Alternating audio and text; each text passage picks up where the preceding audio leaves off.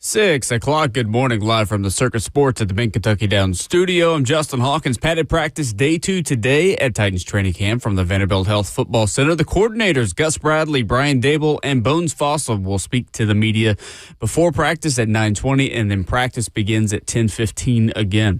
Yesterday, head coach Robert Saleh spoke to the media, said the team will continue to ramp up for their joint practice and preseason game next week against San Francisco 49ers. Other NFL news across the league yesterday, Bears safety Kobe Bryant is expected to be sidelined 8 to 10 weeks due to a hyperextended knee, bone bruise, and small fracture that he suffered at yesterday's practice, but no surgery is expected to be needed at this time. Also, Panthers quarterback Kenny Pickett was announced yesterday to get the start for Carolina as they take on the Cardinals in the Hall of Fame game on Thursday in Canton, Ohio. And some Vols basketball news yesterday, Vanderbilt's transfer center Jalen Washington has committed to Tennessee after he received a fifth year of eligibility on Friday.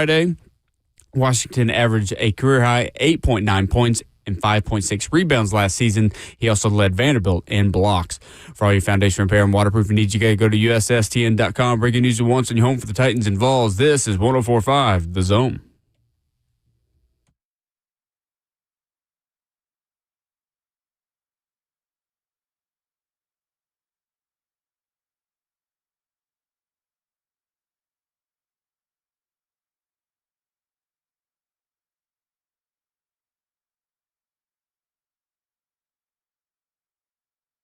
Kicking off your Tuesday morning on 104.5 The Zone. A gorgeous Tuesday from the Vanderbilt Health Football Center. One padded practice down and many more to go for your Tennessee Titans.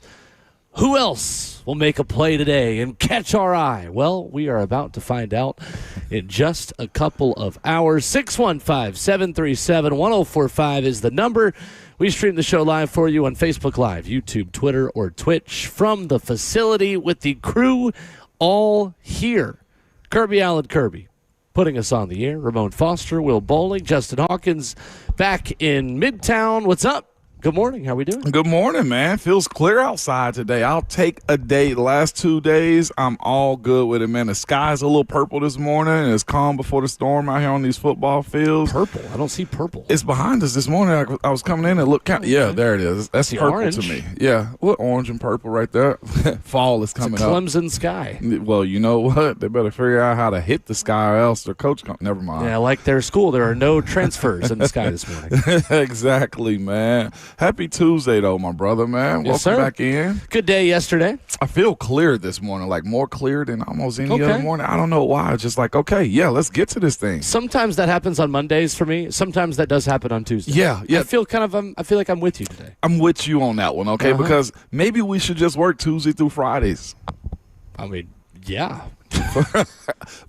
We do 4 hours a morning. We would still have more hours of content every week than everyone else on the station. No doubt. Curb, I was just throwing ideas out there. Will kept saying, yeah. I was like, can I borrow your truck next? Can I borrow your truck? Yeah, can I borrow your truck next, Will? Like, we might as well just I don't have a truck, but if I did, you'd be able to borrow it. Well, I call your SUV a truck for no particular reason other than it's bigger than a car. Is that a Southern thing? I think so. Yeah. I had a back and forth with somebody before because we had a bigger SUV at one time. And I was just like, oh, yeah, Keisha's truck. And it was a friend of ours in Pittsburgh. He's like, what do you mean her truck? She doesn't have a truck bed. I was That's how I feel. Really? If there's not a bed to the truck, then it's not a truck to me. I feel like if I know you, then I know you have a bigger vehicle. You can say, man, truck, and understand that it's an SUV. I'm a little more in the crossover kind of category anyway. Okay. I'm not opposed to it. You like crossovers or your vehicle's a crossover? Well, both. Okay. I feel like I own a crossover. It's like a mix between a sedan and an SUV. You got a mid-size SUV. I would say like a smaller SUV. Do you think that's small? Yeah. Oh, man. Yeah. I got to change the way I look at that then. Okay. All right. Well, yeah. I mean, you can say whatever you want. That's how I classify it. I will say, I get bougie at times with certain stuff. Well, that's true. It's okay. I own it. You worked on fields like this for 11 years in order to give yourself that luxury. So I don't blame you. But from time to time, there's this one vehicle that I am over the moon about that I'll probably never get, and it is this Audi wagon. I never thought I was a wagon guy. Benz make one too, and I'm like, It's like 600 horses. We're starting off very bougie this morning. I told you I was a little bougie, okay? I said I show This up is from a little time. more than a little. I sprinkle it in from time to time, okay? Talking about how much you are looking at the price and custom builds mid-segment of Audi and BMW station wagons is more than a little bougie. It is. But it's one of the... throw a proverbial flag on the play there. And here's the thing. I got a sports truck already, okay? Yeah, you do. Yeah, That's I true. do, which I don't need speed. Again, 11 years. I know, You're but good. this Audi and Mercedes-Benz wagon, it's got like a wide base in the back. Mm-hmm. That thing is what you call, Kurt, a sleeper. That's a sleeper car. If you know, you know, and it sounds amazing, man. But enough about me, man. There'll be some rookies out here that'll have those same luxuries this year as well. There man. you go. Absolutely. Same luxuries. First day of pads yesterday. What stood out? Man, guys that needed to show up did. Like, that's what I was looking for. Like, guys that needed to show up. Like who? Did show up yesterday. Calvin. Really good show up from him yesterday. First time we've really seen Calvin really make a couple plays downfield. It was. I was checking out Jimmy Wise's notes. Like, James Williams, Sr., he showed up yesterday as well. I thought the way the first team period kicked off, whether it was by force, by choice, or just said, you know what? I got to be this guy. I thought the way J.C. Latham respectfully went at Jeff for no particular reason, because I didn't really see a whole lot. I mean, I feel like there probably were particular reasons. In the scrum, there's always a I mean, lot he of talked about it reasons. Saturday. Like, I'm kind of tired of hearing them talk. Like, That's my guy. That's my type of guy, man. But that like, he needed to show up. He needed to present his presence. Like, just, here's my presence to you. Jeff, I'm here to stay. Like, that to me was by far one of the coolest things ever.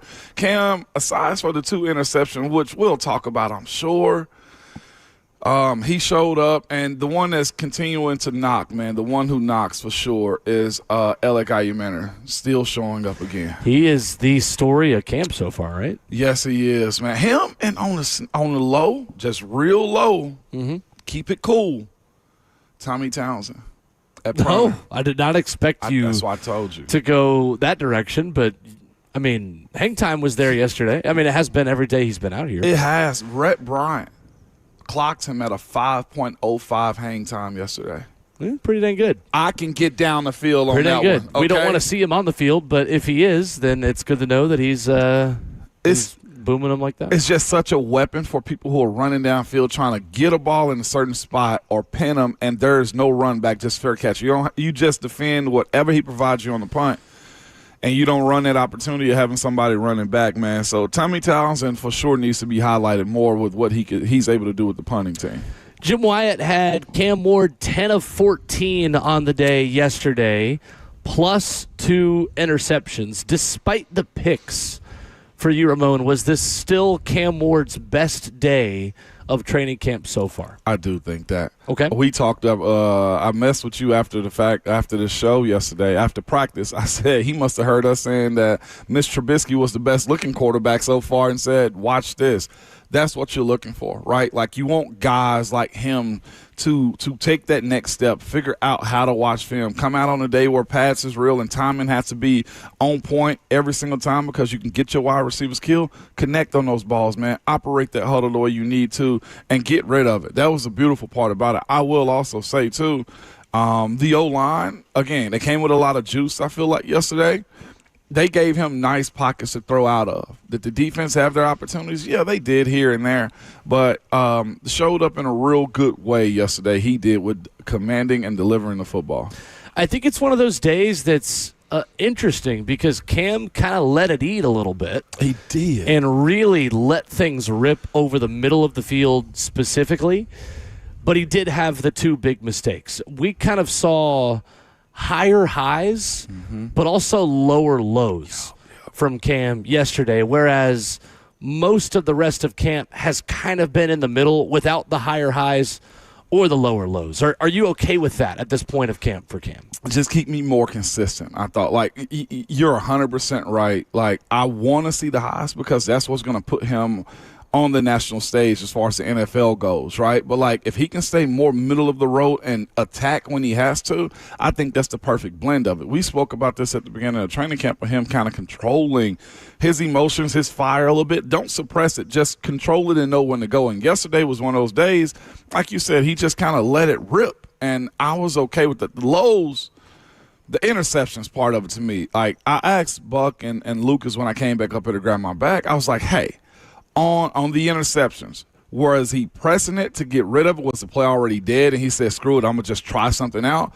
Or was the play still alive where Jeff was chasing him down? I forget who else was chasing. Was it Femi that flushed him out? A couple different guys. A couple other guys. It was not just one. One of the defenders. When he got flushed out, I'm thinking to myself, was the play still live to him? Because with where he is in his career, I would think he should know, hey, don't throw across my body shallow in traffic. Too many arms. He did last year a good bit. Don't do it. That's just me. Right. Like, I don't think he had a clear view of it yesterday, which, again, when he threw it, I was just like, why'd you throw that? Let's just dirt it and move on. You know what I'm saying?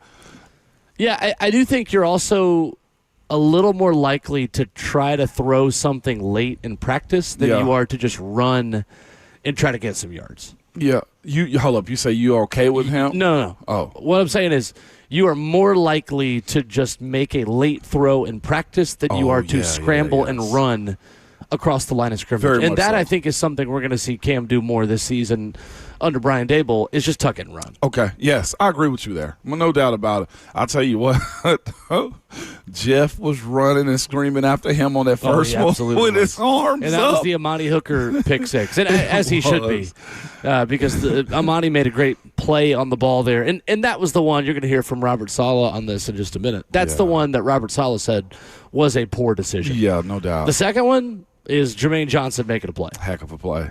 So much of a good play that D-line coach Aaron White caught after Jermaine just dropped a bit on the ground, picked the ball up and ran towards the end zone with the football himself.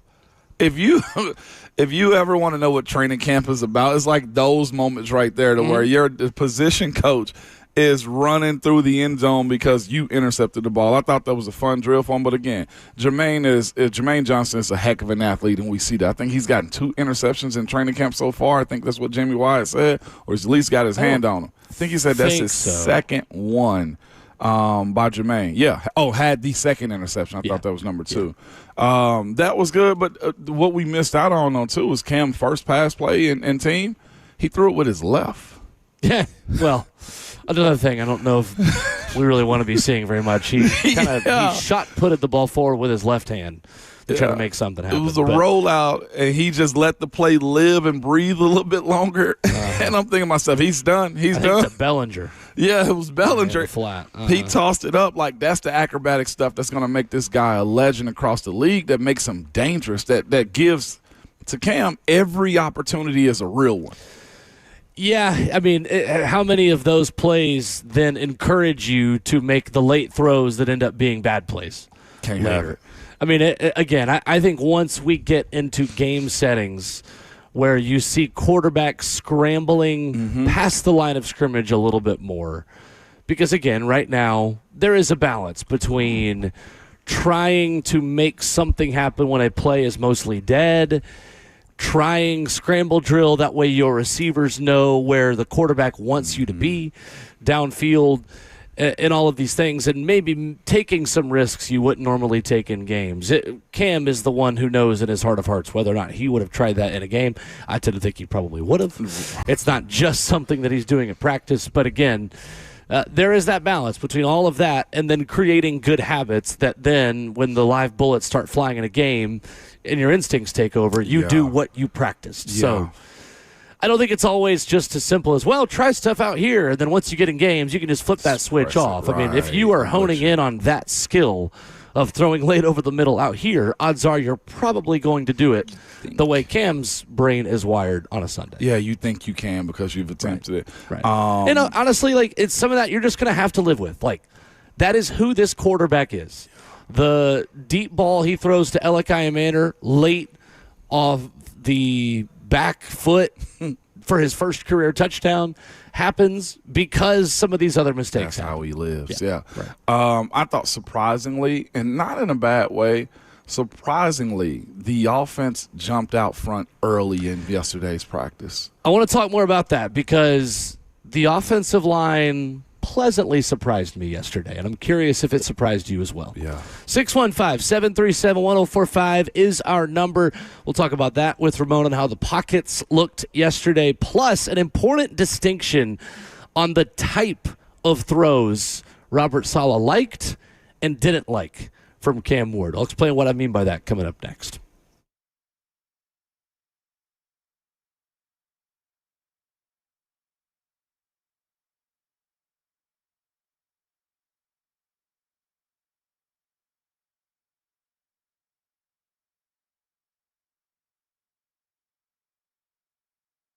What's up? It's Will Bowling. Is your home's air conditioning keeping up this summer?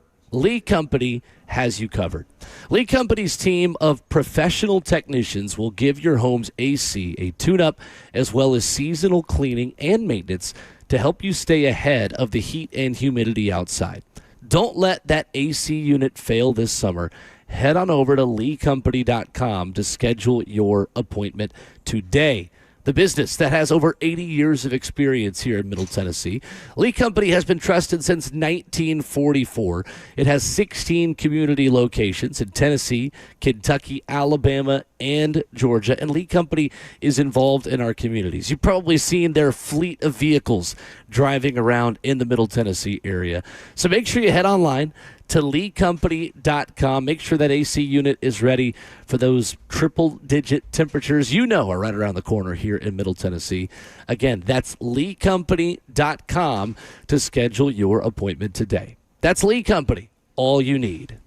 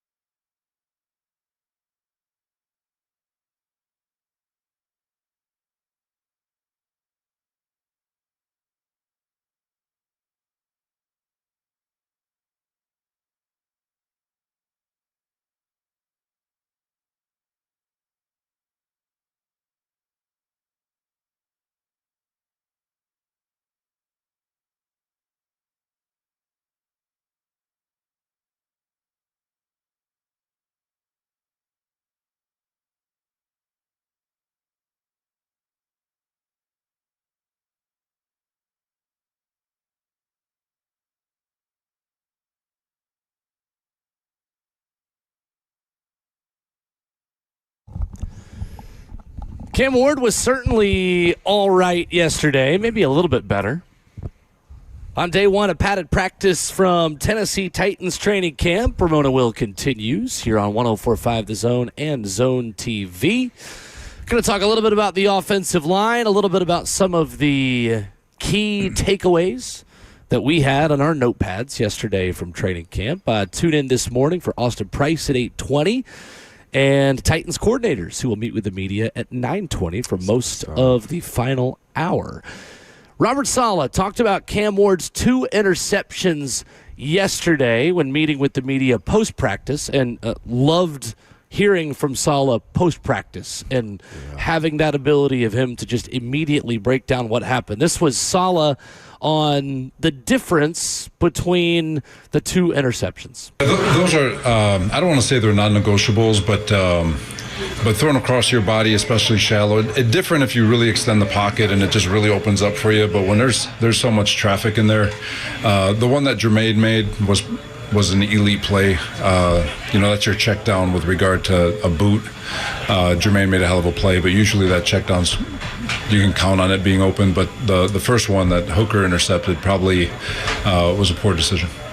You said at the end of last year that one of his big lessons from the rookie year is that he can do that he has the arm talent to be able to make that play. How do you kind of weigh wanting him to have that confidence in himself with what you're saying of line non-negotiable? Just like what I said, he can make the across the field throw. He's shown it. But if we go back and watch it, there's a difference between across the field where it's a one-on-one versus across the field in traffic.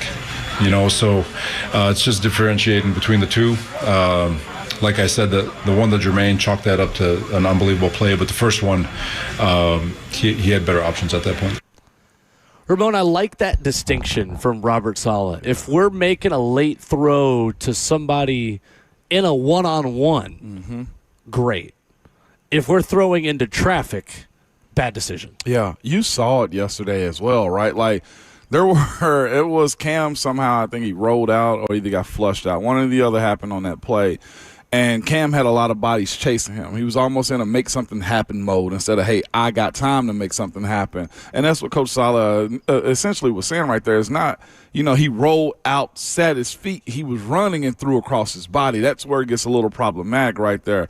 The one thing I'll also say in Coach Saleh's explanation of those 2 interceptions is he also complimented the defense. And I think that's important. This isn't just a Cam get better camp. This is also we're building a team camp as well. And the fact that he said Jermaine Johnson made such a phenomenal play on the ball, what he's basically saying is Cam's bootleg was rolling out, got covered up, and that was supposed to be a dump off inside where Cam can throw it to, I think, potentially a tight end or running back across the middle, and Jermaine Johnson was right there. That was instinct. That was also him making the defense better, and, again, a guy that's aware of how to be in his spots on this defense. So I was glad that it wasn't a Cam bad play. It was a good play for the team, and I think we got to look at both sides of this. I think as we're all trying to press and make sure that, hey, by the time Cam rolls out in week 1, Cam's a better player. Yeah, this right. defense also plays this part, too, and I'm glad Jermaine got a highlight on that one. Well, I was watching with somebody, and they were like, well, that's funny. Defensive end getting an interception. Typically in Robert Saleh's defense, you don't have defensive ends dropping in coverage. But I don't think Jermaine Johnson did drop in coverage. No. I think he was rushing after Cam and instinctively noticed what Cam was trying to do and just had a nose for the football. And that's the kind of play that is outside scheme and outside of anything that a coach can tell you to do. That's just instincts taking over. And that's the difference between a good team and a not-so-good team in the NFL. I was about to get chills with you talking about what that play meant right there. Because I know a little bit of ball every now and then. That's just essence of football right there. Like right. You mentioned, like, coaches call the plays, right? And it's on the coach's scheme to set you up for success. But guys that take that next step into figuring out, he's got to come across it. There's nothing on the sideline for him. He's got to come across his body. Like, that's good ball by Jermaine Johnson right there, man. So, good on him.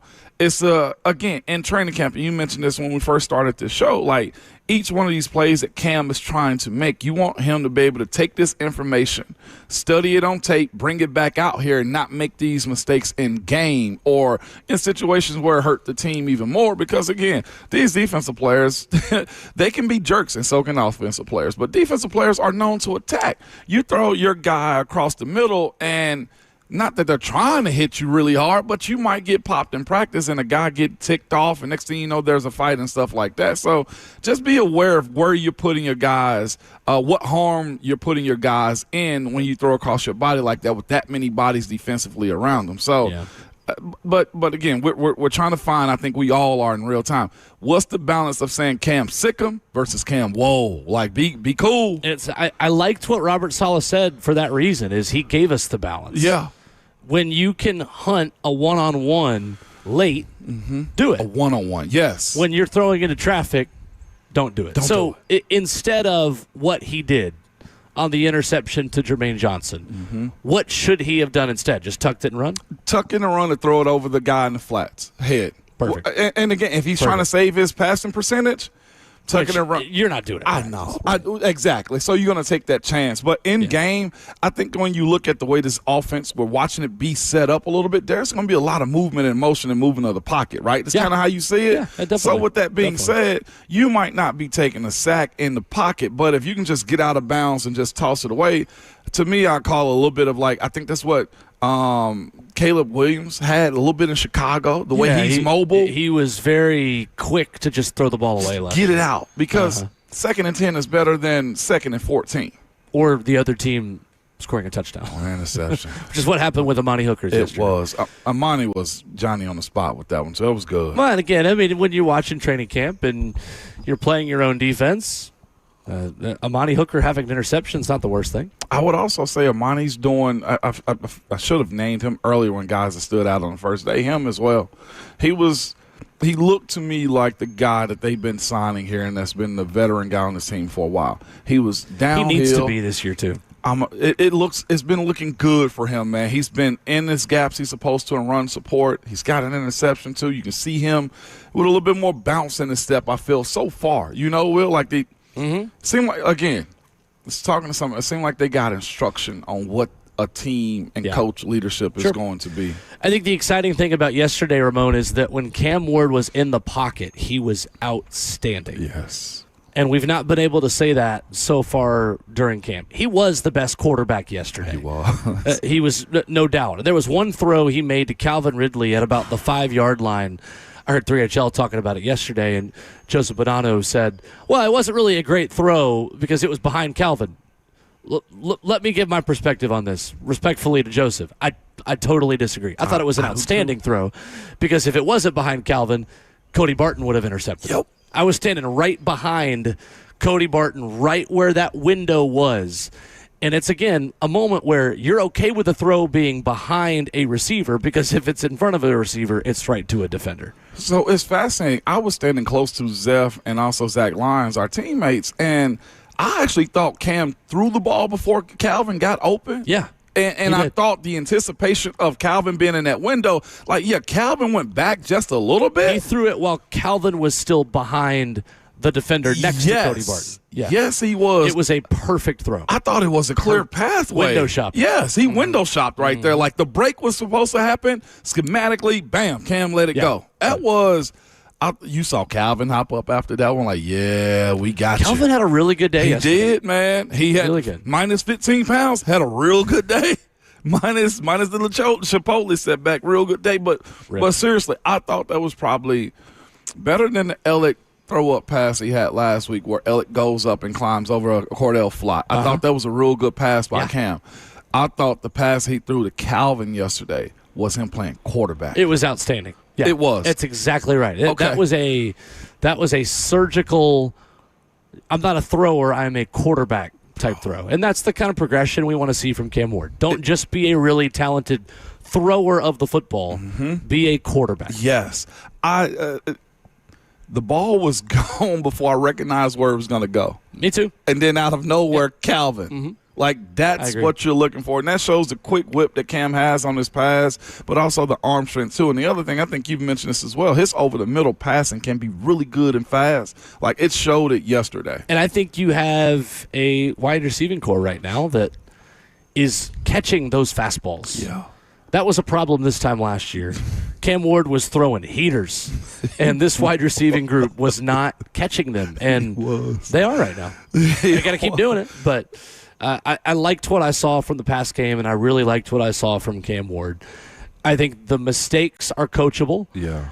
And I think still, this is the full Cam Ward experience. You are always going to have to put up with some of the bad in order to get the good improv as well. Yeah, it's growth, man, most definitely. What did you think of the offensive line yesterday? The boys were solid.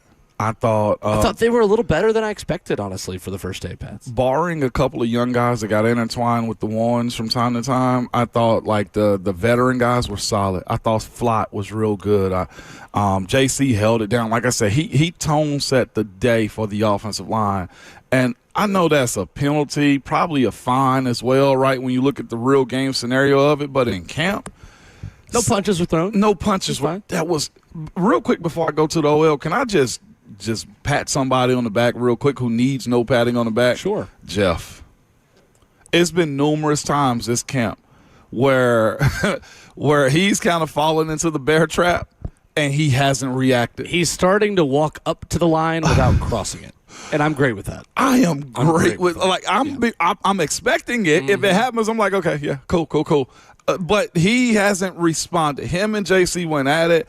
It's been numerous times where I've seen him get, on the other end of something, nothing bad, but you usually see him bite, and he hasn't bite. He's been barking, but it's been nothing egregious from him, which is the growth. And again, he's in a position, and I say this with all due respect, but if he's playing bully every single day, some guys might turn that down. They want to see Jeff, in my personal opinion, be a great teammate. He's a vet right now.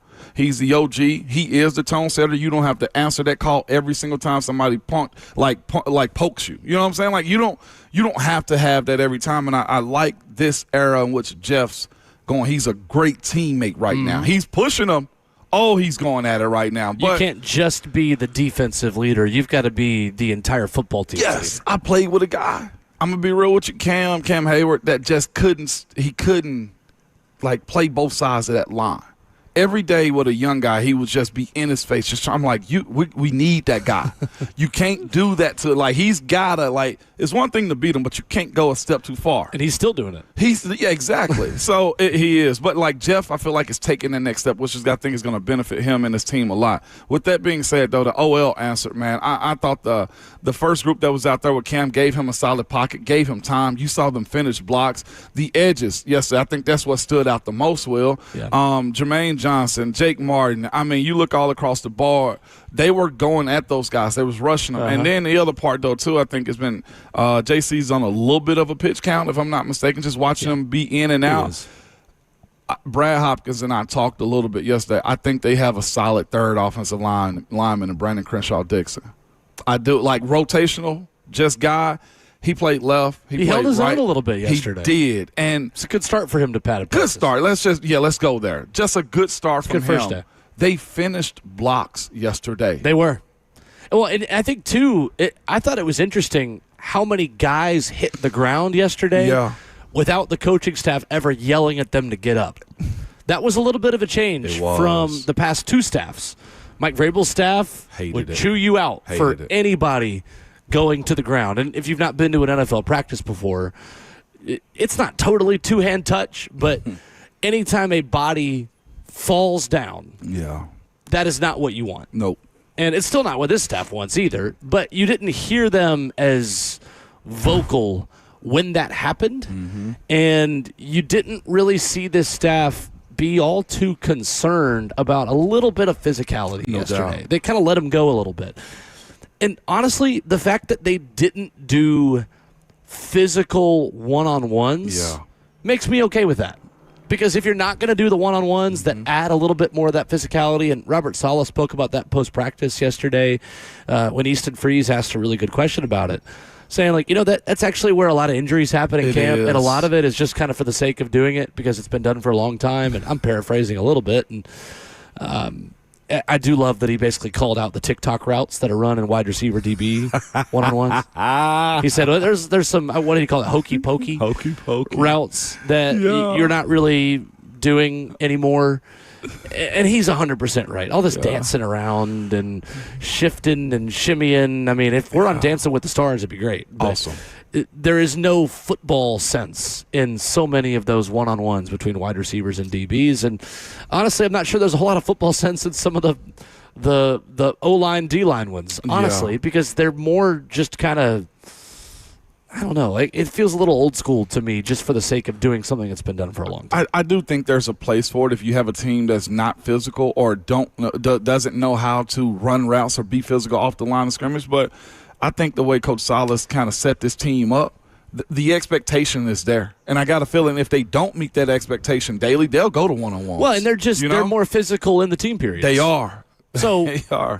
I think that's a fair trade-off. If you're going to be more physical, do it in football plays. Do it in the grand pattern of actually playing football, not just, again, a one-on-one where you are locked in with one player. With all of this space. Not in the context of how that actually helps you get to the quarterback or pave the way. Because I think who wins those, Ramon, is so cloudy at times and very ambiguous. Because you'll look at me and I'll be like, oh, wow, defense really got the best of him there. You're like, no, he had him long enough. That was good by the O-line. That's a win for the OL. Like, let's just watch it in the grand scheme of a football play, then we'll know whether or not the defense or the offense won. It seems the way they're practicing, Will, it's the way the old high school coaches say, we can work really hard right now in practice with no conditioning, or y'all can lollygag and we'll run after practice. It just seems like more of what they do is within the context of playing football, not just practicing. Does that make sense what I'm saying? No wasted drill in time. Like everything they're doing, you see show up on the field. There's not just, I don't know. I don't think I'm explaining this. Well, here's what I would say. Everything that they need to work on, like I'm watching, one-on-one situations. I'm watching Coach Priscilla with the O-line work on passing off games because you'll do that in no pass set That's situation. a great example. Games being twists and stunts that you see up front from the defensive line. They're working on that in individual drill. They're not just practicing hand-to-hand combat. And yes, exactly. And then they come to team period where they've worked on those individual drills and bring it together as a team because, again, Gus Bradley and Robert Saleh are calling twists and stunts in games up front. You're getting backs on backers when it boils down to watching Tajay Spears pick up a blitzing linebacker or corner or safety off the edge. They're giving you, as you said, you're training for the game. The specialty stuff that you need is the stuff that you do in the summertime when you're with your DB coach, with your D-line coach, or you go down to O-line mastermind in Texas. You have all of that set up back then during the summer. Now it's time to play football. The specialty stuff, we're watching these guys in individual groups refine their route running. Okay, DBs getting the drop steps, the coaching, the teaching, and stuff like that. Team period is exactly what it's supposed to be. A team on team, good on good type of situation. But to back up to the first day for the OL, surprisingly set the tone, I thought, for the day. I thought they were a little better than I expected. The same. On day one. And that's a great surprise. I think we all are pretty much in that same boat when you look at where this OL is. But there's a lot of moving parts, a lot of guys moving in and out. You see Jackson Slater in there. Cordell Volson is in. You're watching guys go to left guard from time to time. A little more Fernando Carmona yesterday. Yeah, Carmona. Yep. They're far from settled into what their first five or even next five really looks like right now. Remember we told you, like, before going into next week to San Francisco, you kind of want to figure out who are your do's and don'ts when they come into not necessarily setting a depth chart because one has to be set next week, but you kind of are figuring that out right now. In a perfect world, you would. I'm not sure we live in that perfect world. Yeah, no, absolutely not. I think you would like to know your first five next week. I'm not sure that's going to happen. Same. It's still a battle going on. It seems like an early preseason game for the guys, too. Yeah, it comes up quickly, doesn't it? It does. We're going to call a football game in 9 days. We're in it now. California. This time next week, you will be in California. I will be. We got to figure out what we're going to do on the show, by the way, too. I asked for my DJI mic too, by the way, from Katie, Nice. and she said she may have it. She thought she passed it off to somebody at the radio station. Oh, so fantastic. I know, fantastic is exactly what I told her. I'll write off another one if I have to. Sure. But that's a nice mic. 615-737-1045 is our number. We switch gears for a moment when we come back because Tennessee basketball made a big addition from the Vanderbilt basketball team. We'll talk about that coming up next.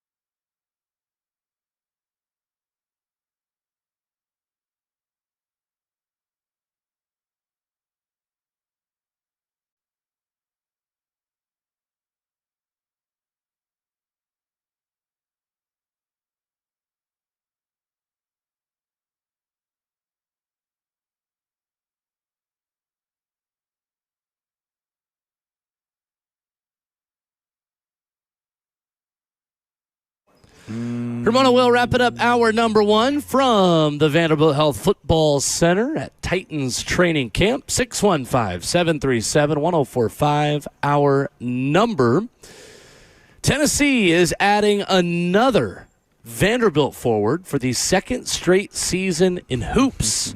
As yesterday, Jalen Washington committed to Tennessee basketball as the final piece of the new look roster after receiving an injunction against the NCAA on Friday for a 5th year of eligibility, giving the Vols a 6'10", 245 center with SEC experience. Ramon, he averaged 8.9 points per game and 5.6 rebounds last season. 20.5 points per game, shooting 56% from the field, 62% from 2-point attempts.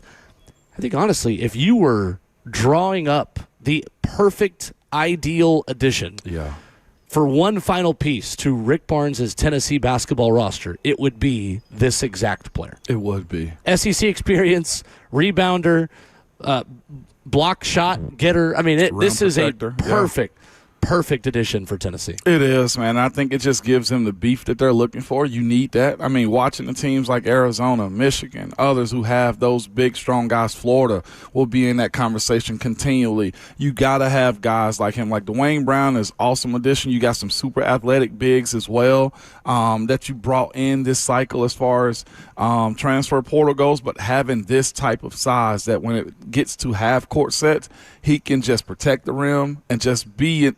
I don't want to call him enforcer because he has the ability to score, but you know what Rick Barnes is going to use him for. He's always had a guy like this. This was Jalen Carey types, right? Like it's Grant Williams types, like guys that are able to be that presence and tone setter for this team. And again, that's a quality body in general. And now your front court's gotten a little bit better when it comes down to how you ask them to play the roles that they're going to be in. If you can or need to go small, they got bigs that can go small, that can run up and down the court as well. If you need to slow it down and close out a game, which is what I thought was one of Tennessee's biggest issues, looking back at last year's game against Kentucky, like they couldn't close out games by being up and having the idea that, hey, you can slow this game down. That's what you get with this group right here, what you get with this signing collectively. It just shows, again, that Rick Barnes and Danny White and the collective and men's basketball team have just pushed the chips in the middle. Like, I don't know, Will, what our winning bet's going to be at the end of this thing, but you cannot say that the Vols hadn't poured into the idea of chasing championship the way football teams do in the opposite side sport. Yeah, they have gone all in. There is no doubt about it. Yeah. And maybe here is they know Rick Barnes' career is sunsetting. Perhaps why they have gone all in the way that they have. But I think it's a perfect move. I'm not sure Jalen Washington is a starting 5 player, but I love him as the first forward off the bench. I really like him a lot. He averaged more blocks per game than Felix Okpara did last season. Tough. I had no idea. I mean, I still think Miles Rubin is your starter at the 5. Yeah.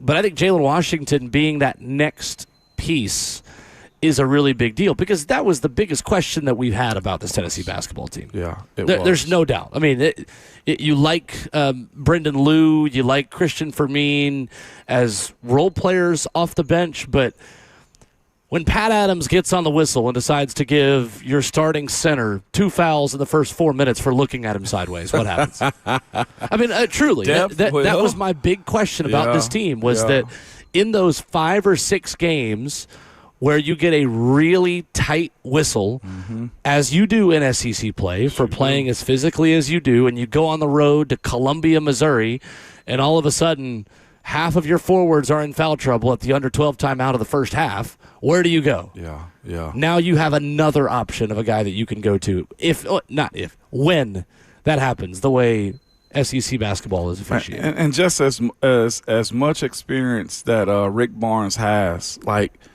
the different players that he have, imagine the different game plans that he can draw up. Like, I think of Houston, right? Like, You needed a different lineup against Houston. I feel like we was a little smaller. That's a great point. And like when you play against a team that's got big athletic guys that can just move you around, I feel like Felix, wasn't what you needed to like be the way at times. Michigan did Tennessee last year with Yaxel Linderborg. Yeah, and I know we don't have the 7-footer, but like that size still Miles matters Rubin's with it. about 6'11". Well, yeah, that's true too. But Jalen Washington 6'10". So, but you have those types of guys that can push along with them, and then if it gets you in foul trouble, switch out your lineup and go that route, man. So I'm in on what this signing is, and it ain't even the petty side for me as far as Vanderbilt connect to it. It just came to a better home.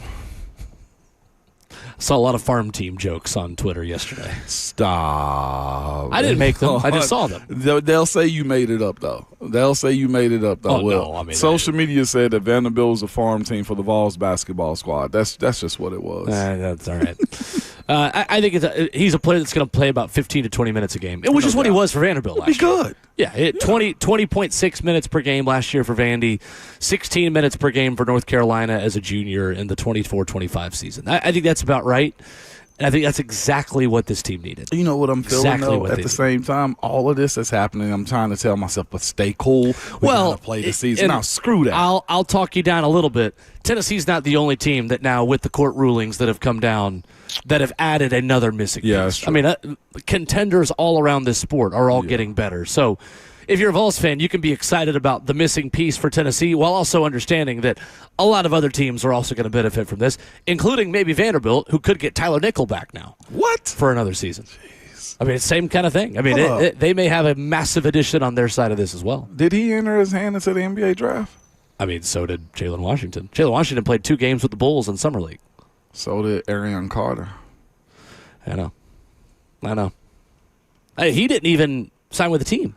I know. Arion Carter was never at a camp or was a undrafted free agent. Like, Arion Carter did significantly less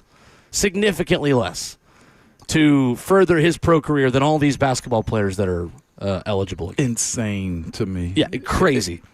Absolutely sideways. Collectively, everybody hated the NCAA after this. Yes, okay. Yeah, absolutely. No doubt. Let's go to the phone, 615-737-1045. Our number, Drew, is in McMinnville. What's up, Drew? Morning, Drew. Morning, boys. I just want to say a couple things. It's an exciting time to be a Tennessee basketball fan. I feel like, probably not in the SEC, but our second five could go start as a starting five at a lot of places. Mm-hmm. I've never seen a team this deep. But my main question I called for this morning is for you, Will. What was the Atlanta Braves doing with the trade line? We have our farm system is as deep as it's been in a long time. Mm-hmm. And the Tigers got rid of Scooble for a bag of chips, bro. Like we could have went and got somebody. And I feel like when the Dodgers went and got Scooble, Anthopoulos should have been like, all right, I got to go get somebody. Yep. I have to get somebody. Because in the playoffs, you got to have pitchers that don't make bad pitches, and you got to have hitters that hit bad pitches. And right now, the Braves got some pitchers that throw some balls across the plate that should be thrown across the plate, and we got some guys that don't take advantage of it. Yeah. Lane Thomas, serviceable, not a difference maker, and then the 2 arms that we got are serviceable, not difference makers. I mean, I granted we're playing really great baseball right now, but we got to have guys in the playoffs, man, and I don't know if we've got the guys right now, especially with what the Dodgers got. I'm going to hang up and listen to y'all, man. Y'all have a great day. I couldn't agree more, Drew. Thank you for the call. It is incredible to me. Drew, if you're available, the Braves might need you to eat some innings in September to get this pitching rotation over the line. I mean, it's truly incredible. They're going to sell this as, well, we tried to get Jacob deGrom, but he wouldn't waive his no-trade clause in Texas. But considering the fact that the San Diego Padres, with no farm system, can make moves for Casey Mize and for Robbie Ray, Brentwood High School's own from Middle Tennessee. All right. Can go get both of those guys, and the Braves get Tyler Mahle. I don't even know how to say his name. Couldn't even tell you.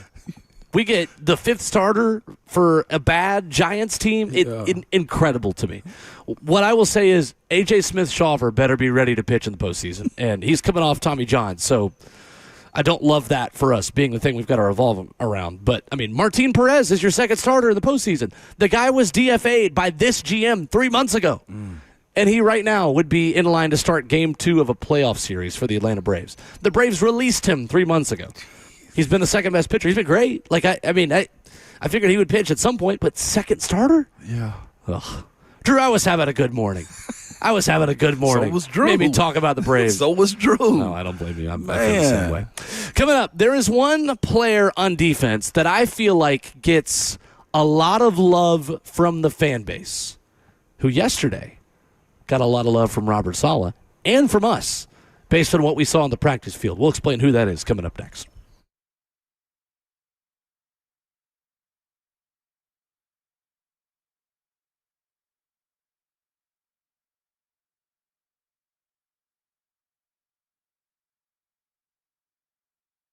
It's Ramon Foster for Hiller Plumbing, Heating, Cooling, and Electrical, man. Letting you know, nobody likes dealing with those issues, whether it be your plumbing, your HVAC, or electrical. Most of the time, you don't know what it will cost you if it'll get fixed right, or if somebody's trying to sell you something you don't need. When you reach out to Hiller, the experts are going to solve your problems quickly, and the price you chose is the price that you will actually pay with no hidden fees or surprises on your bill at all. Hiller's been in business for over 35 years, and our family owned and operated. Their techs very professional, experienced, and trustworthy, and they're all background and drug screen as well. And when they're on their way, you'll receive a photo of the tech and a link to track them in real time. Their motto is happy you'll be or the service is free. Listen to them. If you're not satisfied with the work they do, they'll do all they can to make it right or simply hand you your money back. To learn more, simply head over to happyhiller.com.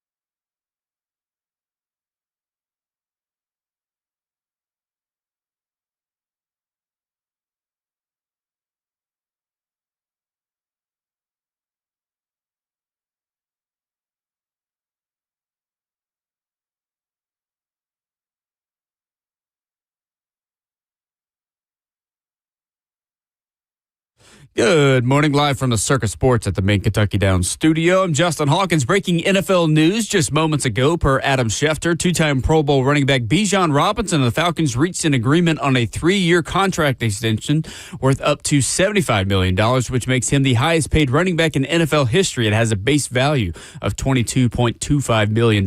Robinson will receive a record $51 million guaranteed, including $37 million at signing. Robinson was the 8th overall pick just a couple of years ago in 2023 and has 2 straight seasons with at least 1,400 rushing yards. For the Titans, padded practice day 2 today at Titans training camp from the Vanderbilt Health Football Center. The coordinators, Gus Bradley, Brian Dable, and Bones Fossil, will speak to the media at 9:20 ahead of practice, which will begin at 10:15. And yesterday, head coach Robert Saleh spoke to the media, said the team will continue to ramp up for the joint practice and preseason game against San Francisco as it is next week. And in Vols basketball news yesterday, Vanderbilt transfer center Jalen Washington has committed to Tennessee after he received a 5th year of eligibility last Friday. Washington averaged a career-high 8.9 points per game and 5.6 rebounds last season. He also led Vanderbilt in blocks. For all your foundation repair and waterproofing needs, you got to go to USSTN.com. Breaking news at once and your home for the Titans and Vols. This is 104.5 The Zone.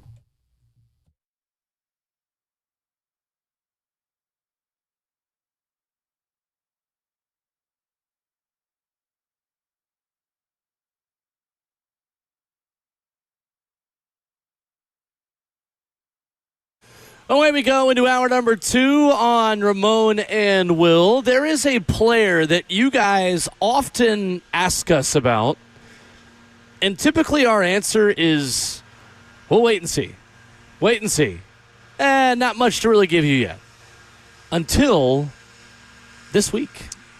Some movement for a guy who is certainly a fan favorites. Hour number 2 of the program from the Vanderbilt Health Football Center. He's Ramon Foster. I'm Will Bowling. Justin Hawkins back at our 104.5 The Zone studios. Before we get to that, a happy birthday to the man who keeps this station together. The glue of 104.5 The Zone, although he may have sniffed too much of it when he was a kid. Robert Walsh's birthday is today. Happy birthday, Bert. Happy birthday to him. I don't care. We do care. We do. Good luck. We do care. We got to find our own birthday thing. That's kind of We buckshot. do. It kind of is. But listen, I'm here for it. We can use it. No, that belongs to all of us. We heard that. We liked it, and it's what it is, okay? And also, I'm a little jealous of him because he's got this big old birthday little bash he's got going on where they're fishing for crabs and stuff like that in Carolina. Oh, that's right. He was telling us about that yesterday. Sounds like an amazing He's about to time. live his best life. Oh, my gosh. The best. Do you hear me? So happy birthday to our guy, man. He won't actually celebrate it on air the way we want to, but we'll make sure we embarrass him enough. We'll make sure we celebrate it on air the way we want to. Listen, we do what we want to now, okay? Because there's nothing he can say because it's his birthday. Bijan Robinson just got paid. Yes. 3 years, $75 million from the Atlanta Falcons with 51 guaranteed. Good for him. Yes, real good for him. He is what they need down there. When you don't have a quarterback, you better have a real good running back. And right now they're trying to figure out what Michael Penix Jr. is and also what Tua is as a quarterback as well. He's dynamic. He's as good as anybody is in the NFL at that position. I think he and Jahmyr Gibbs are somewhat in the same boat. I think Bijan's talent just a little bit more, but what you ask of Bijan on a day-to-day basis, he can do it for you. He can catch anything. He can bend anywhere.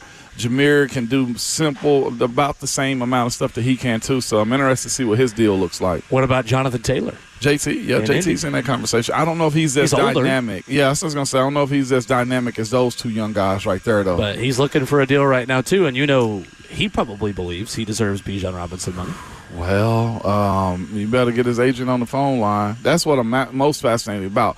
How much more does Jahmyr Gibbs get? This is $25 a year average. Mm-hmm. Is Bijan the setter of this market? Or I think so. He's the setter, so nothing higher is the way you – I kind of see it that way, I think too. he sets the market for Jahmyr Gibbs. I think Jahmyr Gibbs is higher. It might be $1 more. It might be a situation one of those like where that. they do like 25.1. Yeah, 25.1. Right. JT though, Jonathan Taylor, if he gets a deal, Derek might ask for more money too.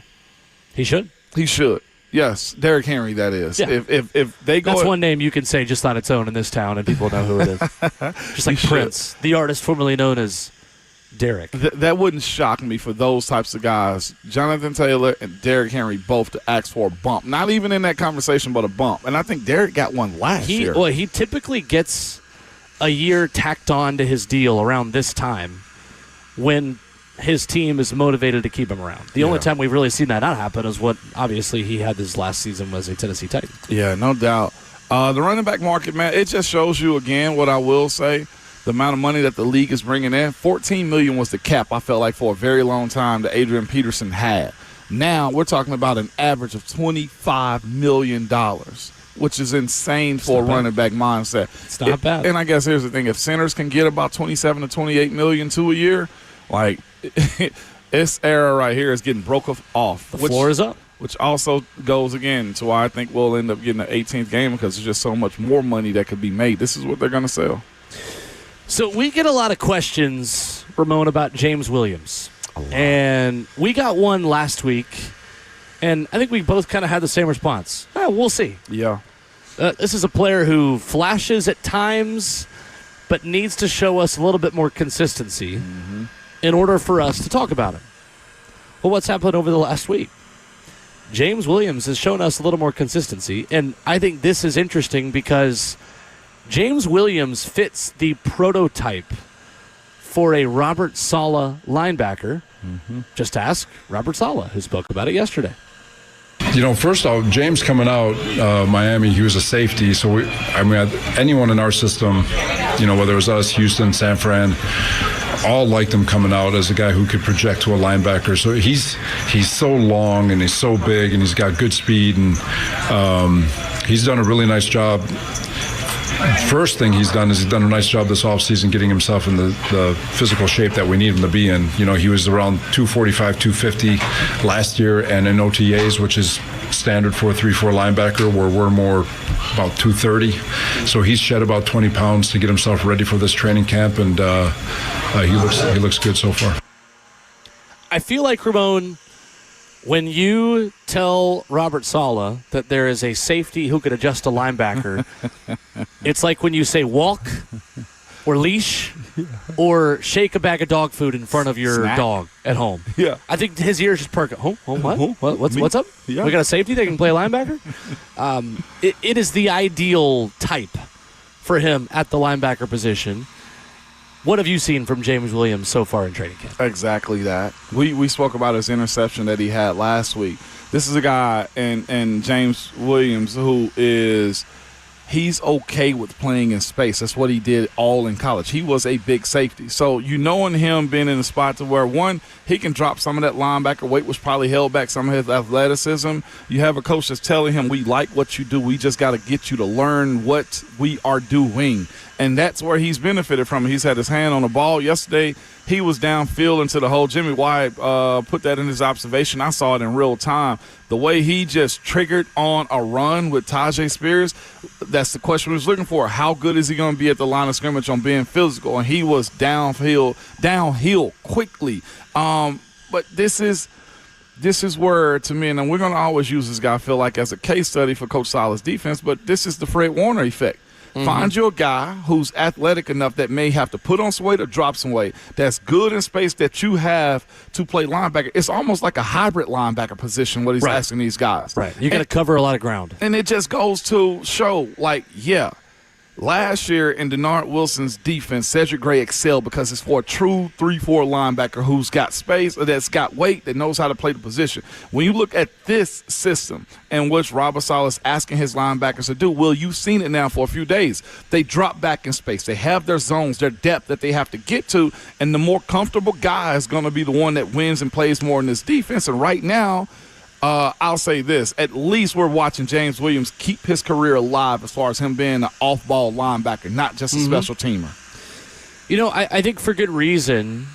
I had questions about the linebacker group coming into training camp, and I like what I've seen from them so far. Cody Barton has been around the football.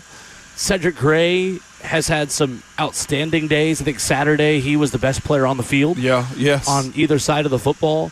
James Williams has made some plays. Mahmoud Diabate has been all around the football. And then you have the praise that Dorian Mausi has garnered from the coaching staff as well, going back to spring, and someone that can be a special teams ace for this team.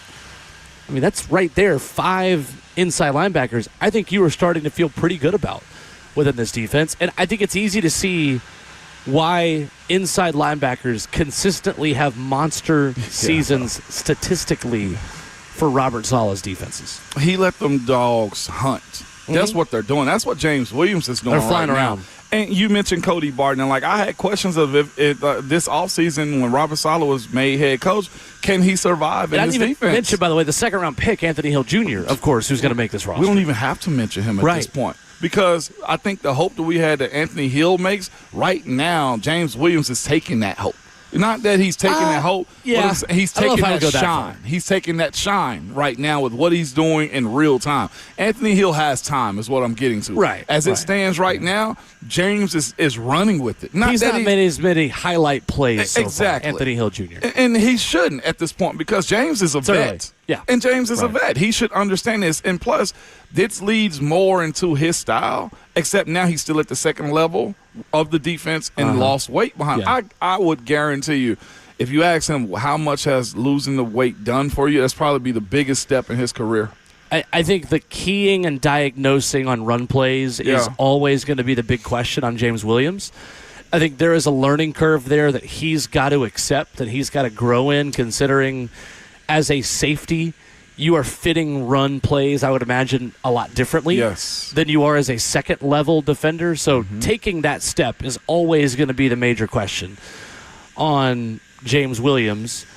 I think that's a hard thing to learn outside of preseason games. Yeah. Because until you can take guys to the ground, until you are with full contact, taking on blockers, tackling runners, there's only so much we can learn. So I think the early returns are good on James Williams. I think it's still good to probably temper your expectations on the level of role he is going to play in this defense. But when we get the chance to sit down with Robert Saleh, that would be my question about the linebackers for me right now is how well do you think they're adjusting to the keying and diagnosing part of the run game responsibility? Yeah. Because I think on film, there's probably more that they can break down in terms of run fitting, being in the right gaps, and being in position to make the right plays than we can without seeing replays, first of all, because we're out here and we don't have the benefit of watching it back. Right.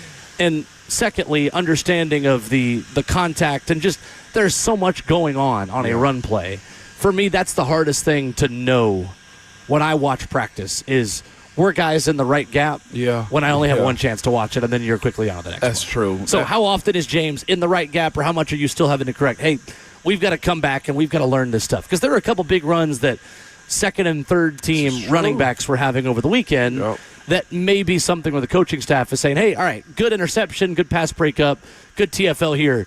But also, what are you giving up on some of these big chunk runs? No doubt. Because there's been a lot of those, too. It has been some of that, though, too. And the other part, too, is the defense has been spoken about a little bit, too, is the offense been smart enough to take advantage of the aggressiveness that they possess, too. The screen game has been pretty solid. It has been good. You see an emphasis. Is that a kryptonite of this defensive system? Using what they're good Screens? at against them. Now, here's where it can play into their favor.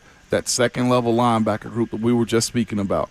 That group right there, if they're dropping off in coverage, you expect past this defense drops back into their zones. They see a screen up front. This is where you got to be. We're having these questions about James Williams. What are you going to be like attacking that screen?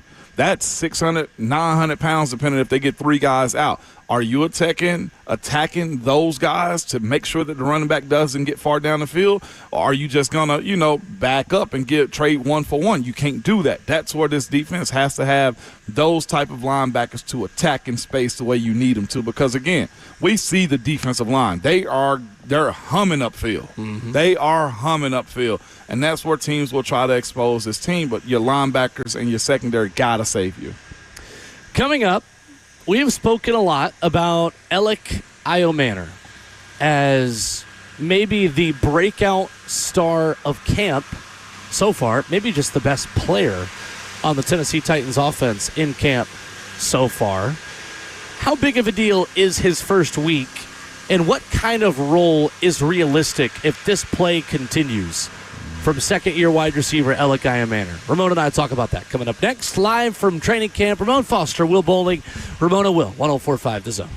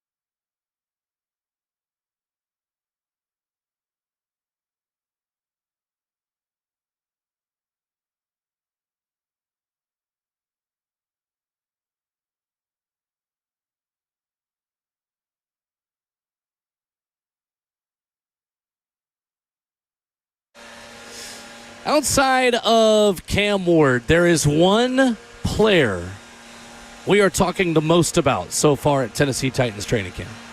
As hour number 2 continues, live for the Vanderbilt Health Football Center, Ramon Foster and Will Bowling. Elic Ayomanor is the talk of camp, Ramon. Yes. Robert Saleh had this to say about his second-year receiver yesterday. First day of pads, he's consistency will always be the truest measure of performance. So everyone can do it once. The great ones can do it multiple times over time. So he's worked relentlessly this offseason to put himself in position to have a successful second year, both on the field and off the field mentally. He's got great confidence just because he knows he's prepared as well as he can, and he knows he's putting himself in the best position he can be. And those are the examples I'm talking about. When you prepare at his level, both mentally and physically, you feel confident, and your body language is going to project that. Your voice is going to project that. And so I thought today was a good first day for him. Good first day in pads, a touchdown catch, beating Micah Robinson, a nice catch from Cam Ward. Ramon, what does all of this mean for Elic Ayomanor and his role in this offense? He's evolved from a rookie. He understands what it means to be a pro.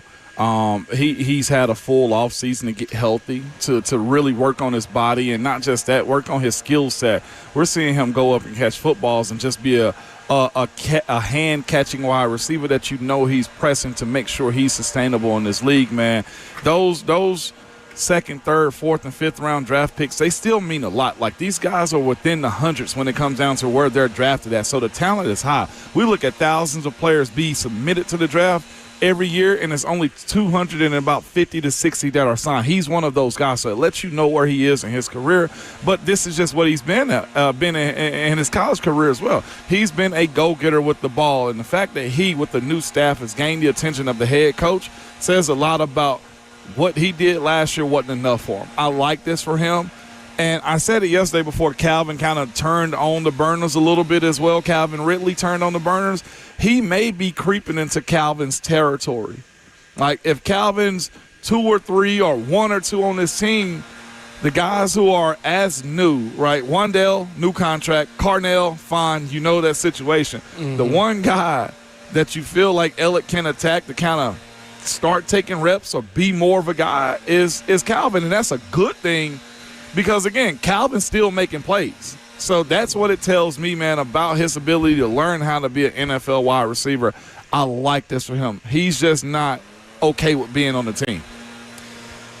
I think it's exciting for not only the short-term but long-term health of Cam Ward's weapons. Facts. To be honest with you. I think even if one of your top 3 on paper goes down with an injury for any period of time, you at the least, feel comfortable about the player that's going to step into their place. Yes. Because I think Elic Ayomanor, Ramon, is the type of player who can play outside or inside and do a lot of different things within this offense. Finally, there is depth that makes you feel comfortable with guys on the second line of the depth chart doing what you are asking the guys in the top line of the depth chart to do. I agree with you there. And if that's all that Elic Ayomanor supplies you this year is depth, then great. Because that means we've got a healthy Calvin Ridley.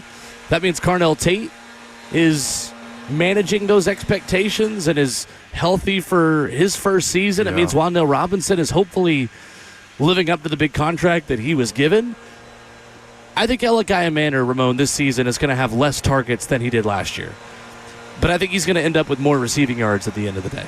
Yeah, that could be the case for him because, again, I feel like he can go get it in waves as well. And the other part, though, too, teams are going to try to attack him the same way. Here's what we've noticed from this wide receiver core.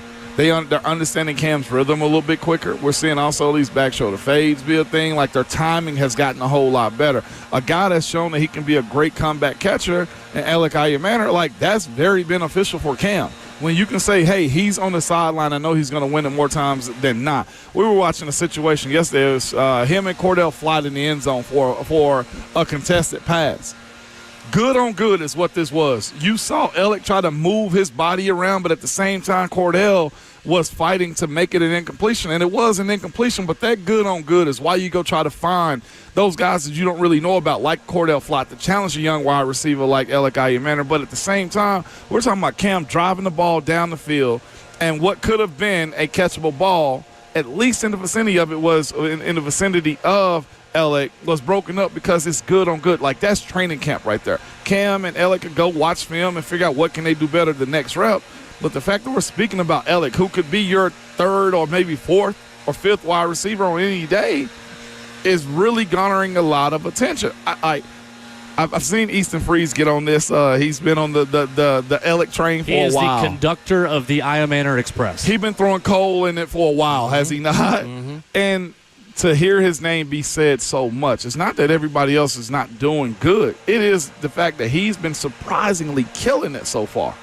The body is there. Well, again, I mentioned this earlier and when we were speaking about it. He looked like a linebacker in the spring. Yeah, right. You can tell he works. And it's nice when a transformation like that in the offseason translates to the field. Because how often do we talk about guys changing their bodies or adjusting their weight, and then you never actually see it matter on Sundays? No. And it's not Sundays yet. Right. We're not there yet. But so far, so good. Early returns are good. It's good for him to establish himself with this new staff more than anything.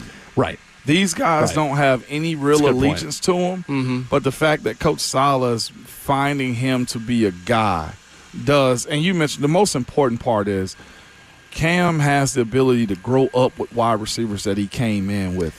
That is what excites me the most when I say it's short-term and long-term. Yeah, it's not just the veterans. Oh, we'll bring Mike Evans in for you. Hey, we'll bring Cal. Like, right. Those are rentals. Well, you're finally looking to, Ramon, at an offseason where this time next year, we could be talking about this exact same room of wide receivers building on what happens in 2026. Not, hey, who's getting used to throwing with Cam Ward now? Right. And the other part, though, too, and we're saying all of this, and I was just over my head with it, but one of the things I charged Cam with was, is he going to make a wide receiver? Mm-hmm.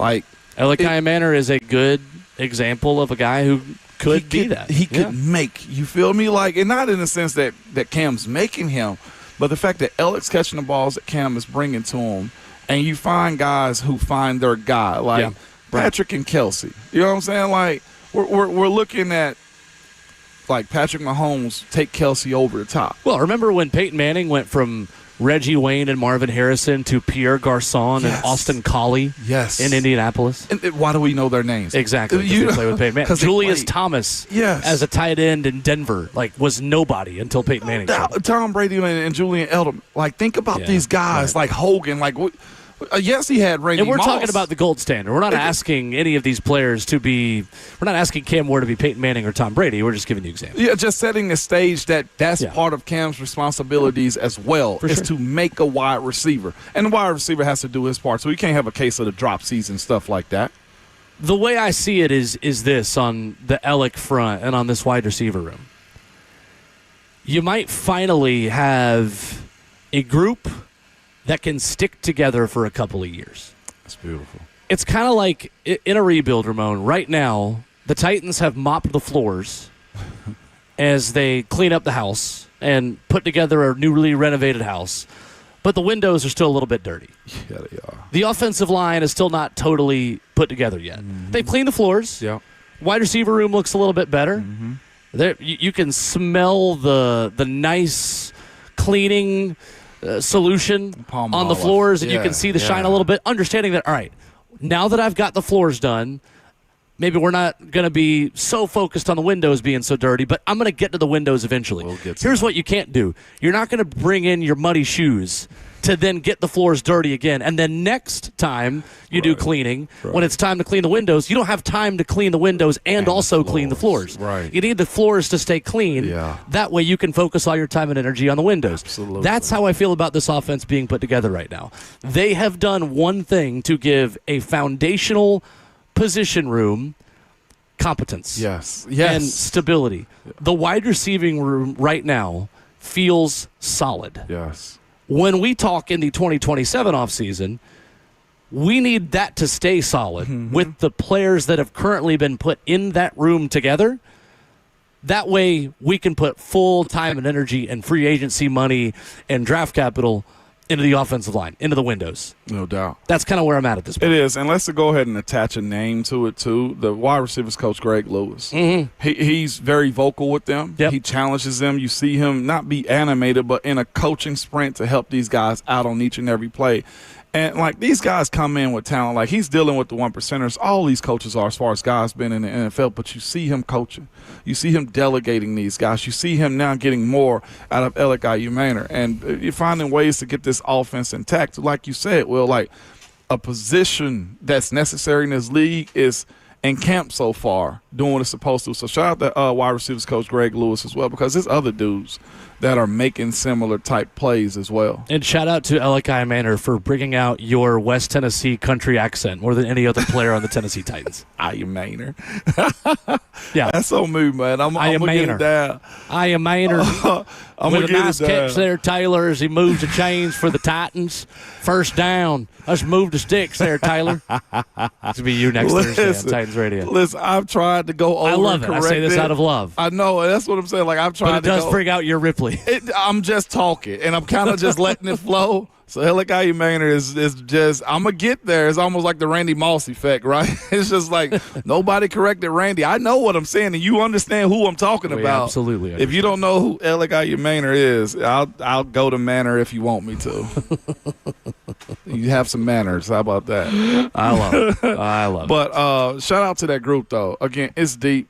You got a better floor of quality, I would say. And I don't even want to call it a floor, but we're talking about guys like Bryce Oliver, KJ Osborne, I think Tyler floor is a good way to Montgomery. put it, yeah. And Mason Kinsey still trying to find his way in through it. But Ramon, I think you're 100% right, though. Like, the floor is raised because the ceiling was raised with Carnell Tate. No doubt about it. Carnell Tate doesn't just make you better at wide receiver 1. He makes you better at wide receiver 2. Yes. And wide receiver 3. Yes. And wide receiver 4. And wide receiver 5. I mean, that is the beauty of the decision the Titans made with the number 4 overall pick, is that you made 3 positions better, maybe 4. Yeah.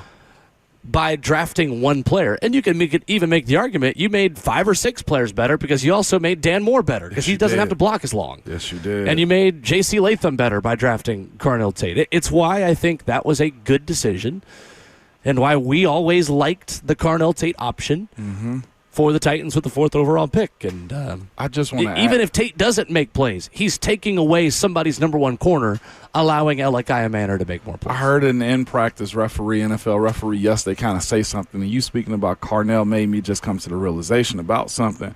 Like, Carnell being the guy that's kind of pushed the floor for everybody isn't a bad thing, because I know a lot of people, that's supposed to be Wandale or Calvin should have did that. I heard this referee say yesterday to Keith Bullock, he was just like, because he was talking about refereeing, it was like, we as referees, we get older, but this league age stays the same. It just gave me the realization, you saying that about Carnell is the younger guys is what pushed this league up.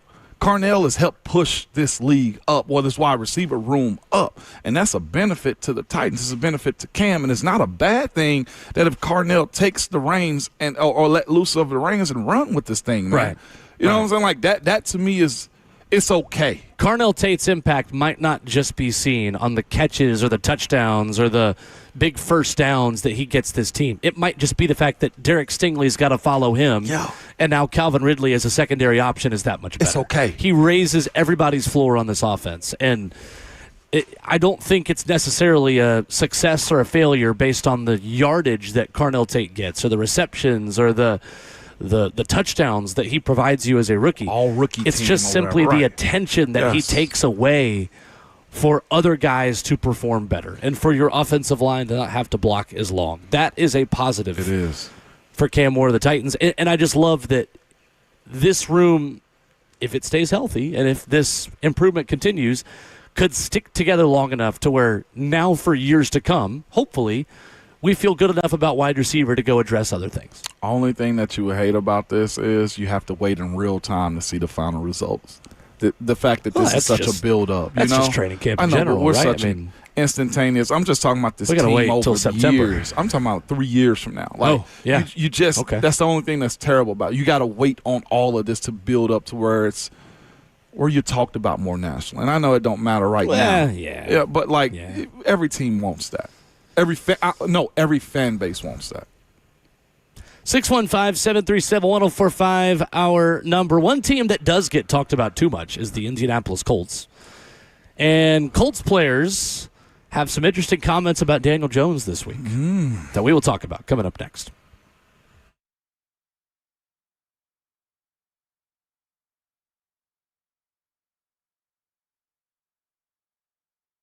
The summer heat can wear anybody out, but if you're feeling drained, even with the AC, it may not just be the heat. 1 in 4 men from ages 35 to 50 have low testosterone and low energy levels, sex drive, motivation, mood, and so much more. Low T drains your energy and motivation, so you don't have the energy for the things that you love and might even stop recognizing yourself anymore. So get those answers you need this summer for free. At Low T Center, you can book a free testosterone test and get a consultation from a licensed provider who specializes in testosterone replacement therapy. Explore a range of peptides and even get a jump on the summer body with GLP-1s and medical weight loss protocols. Low T Center has been the #1 name in TRT since 2009 for a reason. Don't spend another day wondering why you don't feel like yourself. Visit fixmylowt.com to schedule your free testosterone test today. That's fixmylowt.com. If you have a 2, 3, or 4% mortgage rate, don't refinance it because you don't have to. You can still get cash out of your home. Introducing Loan Pronto's zero-cost equity loan. What's up? It's Will Bowling. That's right. With Loan Pronto, you can get all the cash you need without touching your first mortgage and without any fees. One local homeowner just got $100,000, paid off all their credit cards, paid off their existing HELOC, remodeled their kitchen, and saved over $1,500 per month. It gets better. There's no hard credit pull up front, usually no appraisal, no long drawn-out process, and listen, no closing costs. You may even be able to skip your next 2 house payments. So call Loan Pronto now.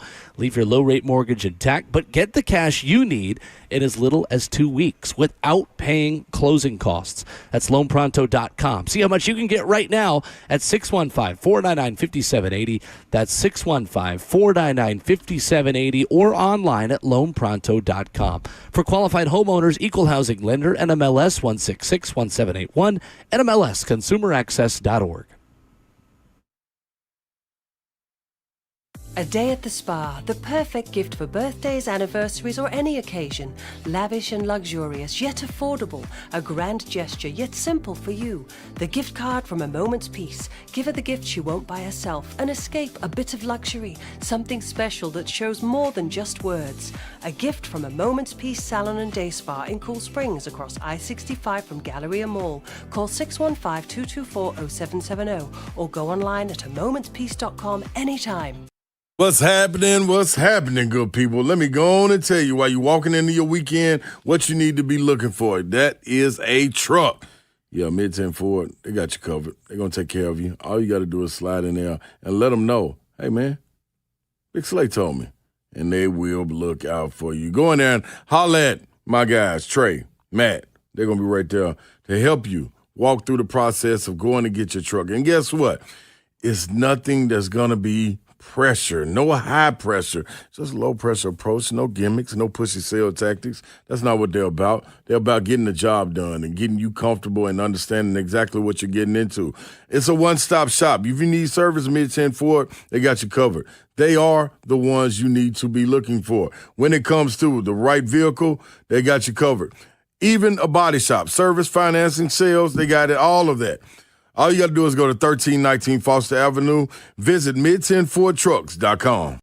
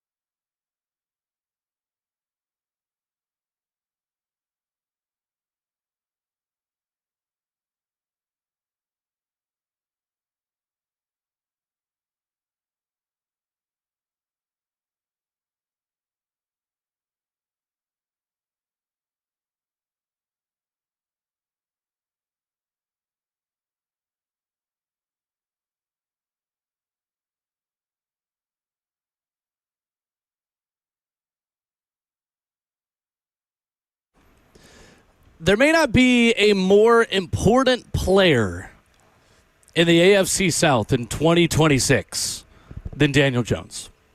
With him healthy, last season Indy, best team in football. Yeah. Without him, couldn't win a game. Ramon Will continues from the Vanderbilt Health Football Center, hour number 2 of the program. Austin Price coming up in 30 minutes. Ramon and Mo Ali Cox says Daniel Jones looks like he never got hurt. When Quentin Nelson said he's back like he never left. Do you care yet? Do you believe him before he's actually taken a hit? You know that's an unfair question to me. Of course I care. I think Daniel Jones is a very capable quarterback in this league, man, and kind of helped himself by finding the right system and team with the right amount of weapons, man, and getting him healthy again. But at his size, at 6'6", 230, playing the quarterback position, who likes to run the ball from time to time as well, I do worry about the Achilles a little bit. I don't know if it's that soon to where they're trying to press it to get him back because Shane Steichen is somewhat dealing with pressure with his job as well. That's the only flagrant part of this report from his teammates that I have a little bit of a pause about more than anything. But yeah, I like the idea that Daniel Jones is back healthy according to his teammates. Mo Ali Cox says he's throwing dimes left and right on the field, getting out of the pocket, scrambling, and different things like that. Until he gets hit, I'm going to need to see it. Yeah. From Daniel Dimes, using his full government name.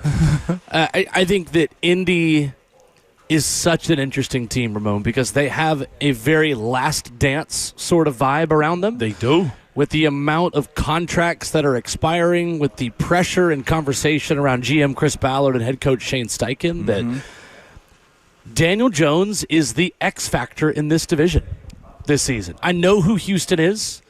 You could maybe argue C.J. Stroud is another X factor as well. I just tend to believe that he could play C-plus quarterback, and Houston could still win 12 games this year because we compared their defense yesterday to the 2000 Ravens, and I think for good reason. Jacksonville, I think, is going to regress back to the mean a little bit and not be as good in one-score games and not have as many turnovers forced as they did last season because I think they did very little to help themselves in the NFL draft. Yeah. And then you just have Indy, where half their players are coming off injury, yet if they're healthy and good, again, they're the best team in football last year when all those guys are clicking and connecting. So we'll see. I do think the weapons around Daniel Jones are worse this season without Michael Pittman Jr. Which is crazy. And with Alec Pierce as well. Again, another guy coming off injury. You are looking at a very thin wide receiver room, and talking about how much we love the weapons here and the depth if one or two guys gets hurt. All right, well, right now one or two guys is hurt, and Stephen Holder, the ESPN NFL Nation reporter covering the Indianapolis Colts, tweeted this yesterday. He said, 1 week into Colts camp, and I still remain convinced they are living on the edge at wide receiver. Alec Pierce, ankle, still out. The depth chart is essentially wide receiver 1, Josh Downs. Wide receivers 2 through 4, Ashton Doolin, Laquan Treadwell, and old friend Nick Westbrook-Akine. He says, got to make a move, in my opinion, then replies to himself and says, on a positive note, Downs looks amazing. I mean, I get that as well, but he operates closer to the line of scrimmage instead of downfield at times. Well, and on that line of scrimmage, you have a new right tackle in Jalen Travis expected to start for the departed Braden Smith, who is now a Houston Texan. The other side of that as well is, you can live in a world of operating primarily through a tight end, but I think that also has its cap on it at times too when you don't have another two threats outside wide. Like, of course, it's that wasn't a smart move, in my opinion, with Michael Pittman Jr. And I know they probably didn't want to give up the bread, but making Alec Pierce your number one and he's your only number one? Yeah, Josh Downs is not a wide receiver 1. That is, and JT is Tyler fine. Warren may end up being a wide receiver 1 type player, but he's a tight end. But think about what you do to tight ends schematically at times. Like, if you can get after the quarterback with the new right tackle, you force that guy to stay in and protect. You do. Yeah, right. Or you put a real corner on him and force him to get open. Or safety, because that's kind of the new trend anyway, is have these big nickel 3 safeties third safety that can cover a tight end or stop the run. So or blitz. I like what Daniel Jones is, but you do look and say, where's the misstep? Like, did you guys not try? Is he a good enough quarterback to carry an offense, to make receivers. I don't think that he is. Yeah, I don't know if he's that strong. I think with good weapons, he's really good. Okay, he can be, I'll say, really solid. Who he might be is just Ryan Tannehill.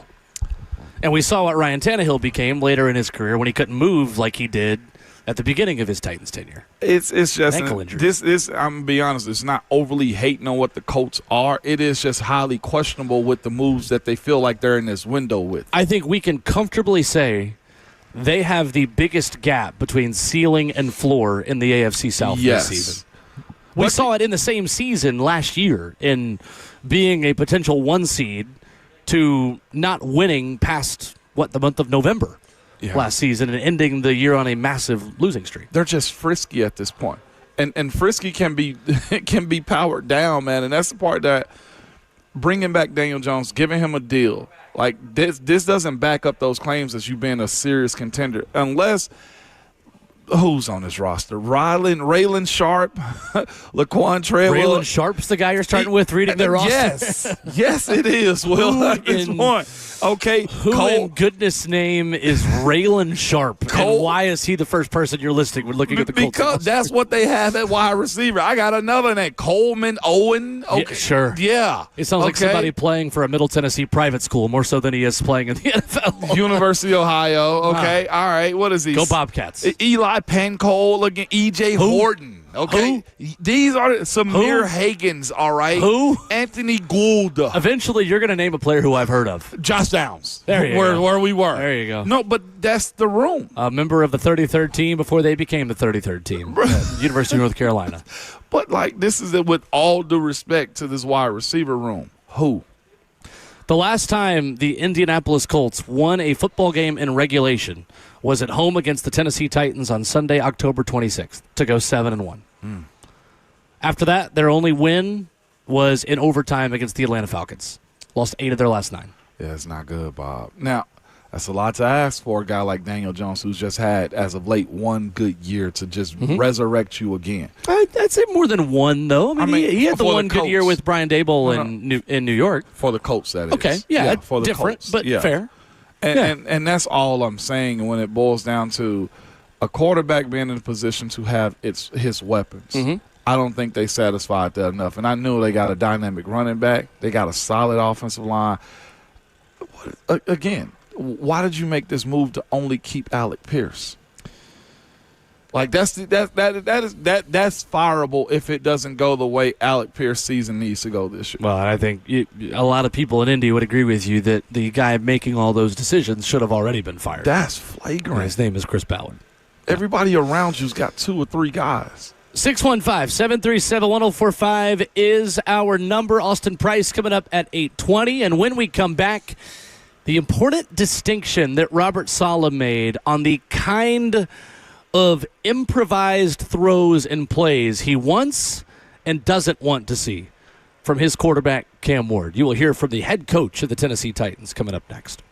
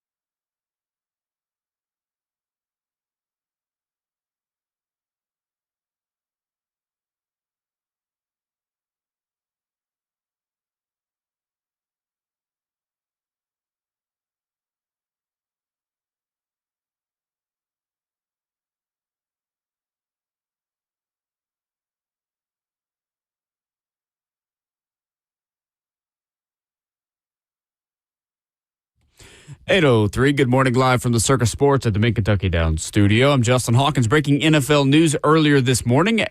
Per Adam Schefter, two-time Pro Bowl running back Bijan Robinson and the Falcons reached an agreement on a 3-year extension worth up to $75 million, making him the highest-paid running back in NFL history with a base value of $22.25 million. Robinson will receive a record $51 million guaranteed, including $37 million at signing. Robinson was the 8th overall pick a couple years ago in 2023 and has 2 straight seasons with at least 1,400 rushing yards. For the Titans, padded practice day 2 today at Titans training camp from the Vanderbilt Health Football Center. Coordinators Gus Bradley, Brian Daboll, and John Bones Fossil all will speak to the media ahead of practice this morning at 9:20. We'll carry that live right here on Ramon and Will. Practice will be right after that at 10:15. And in Vols basketball news, yesterday, Vanderbilt transfer center Jalen Washington has committed to Tennessee after he received a 5th year of eligibility last Friday. Washington averaged a career-high 8.9 points and 5.6 rebounds per game last season. He also led Vanderbilt in blocks. For all your foundation repair and waterproofing needs, you got to go to USSTN.com. Breaking news at once on your home for the Titans and Vols. This is 104.5 The Zone.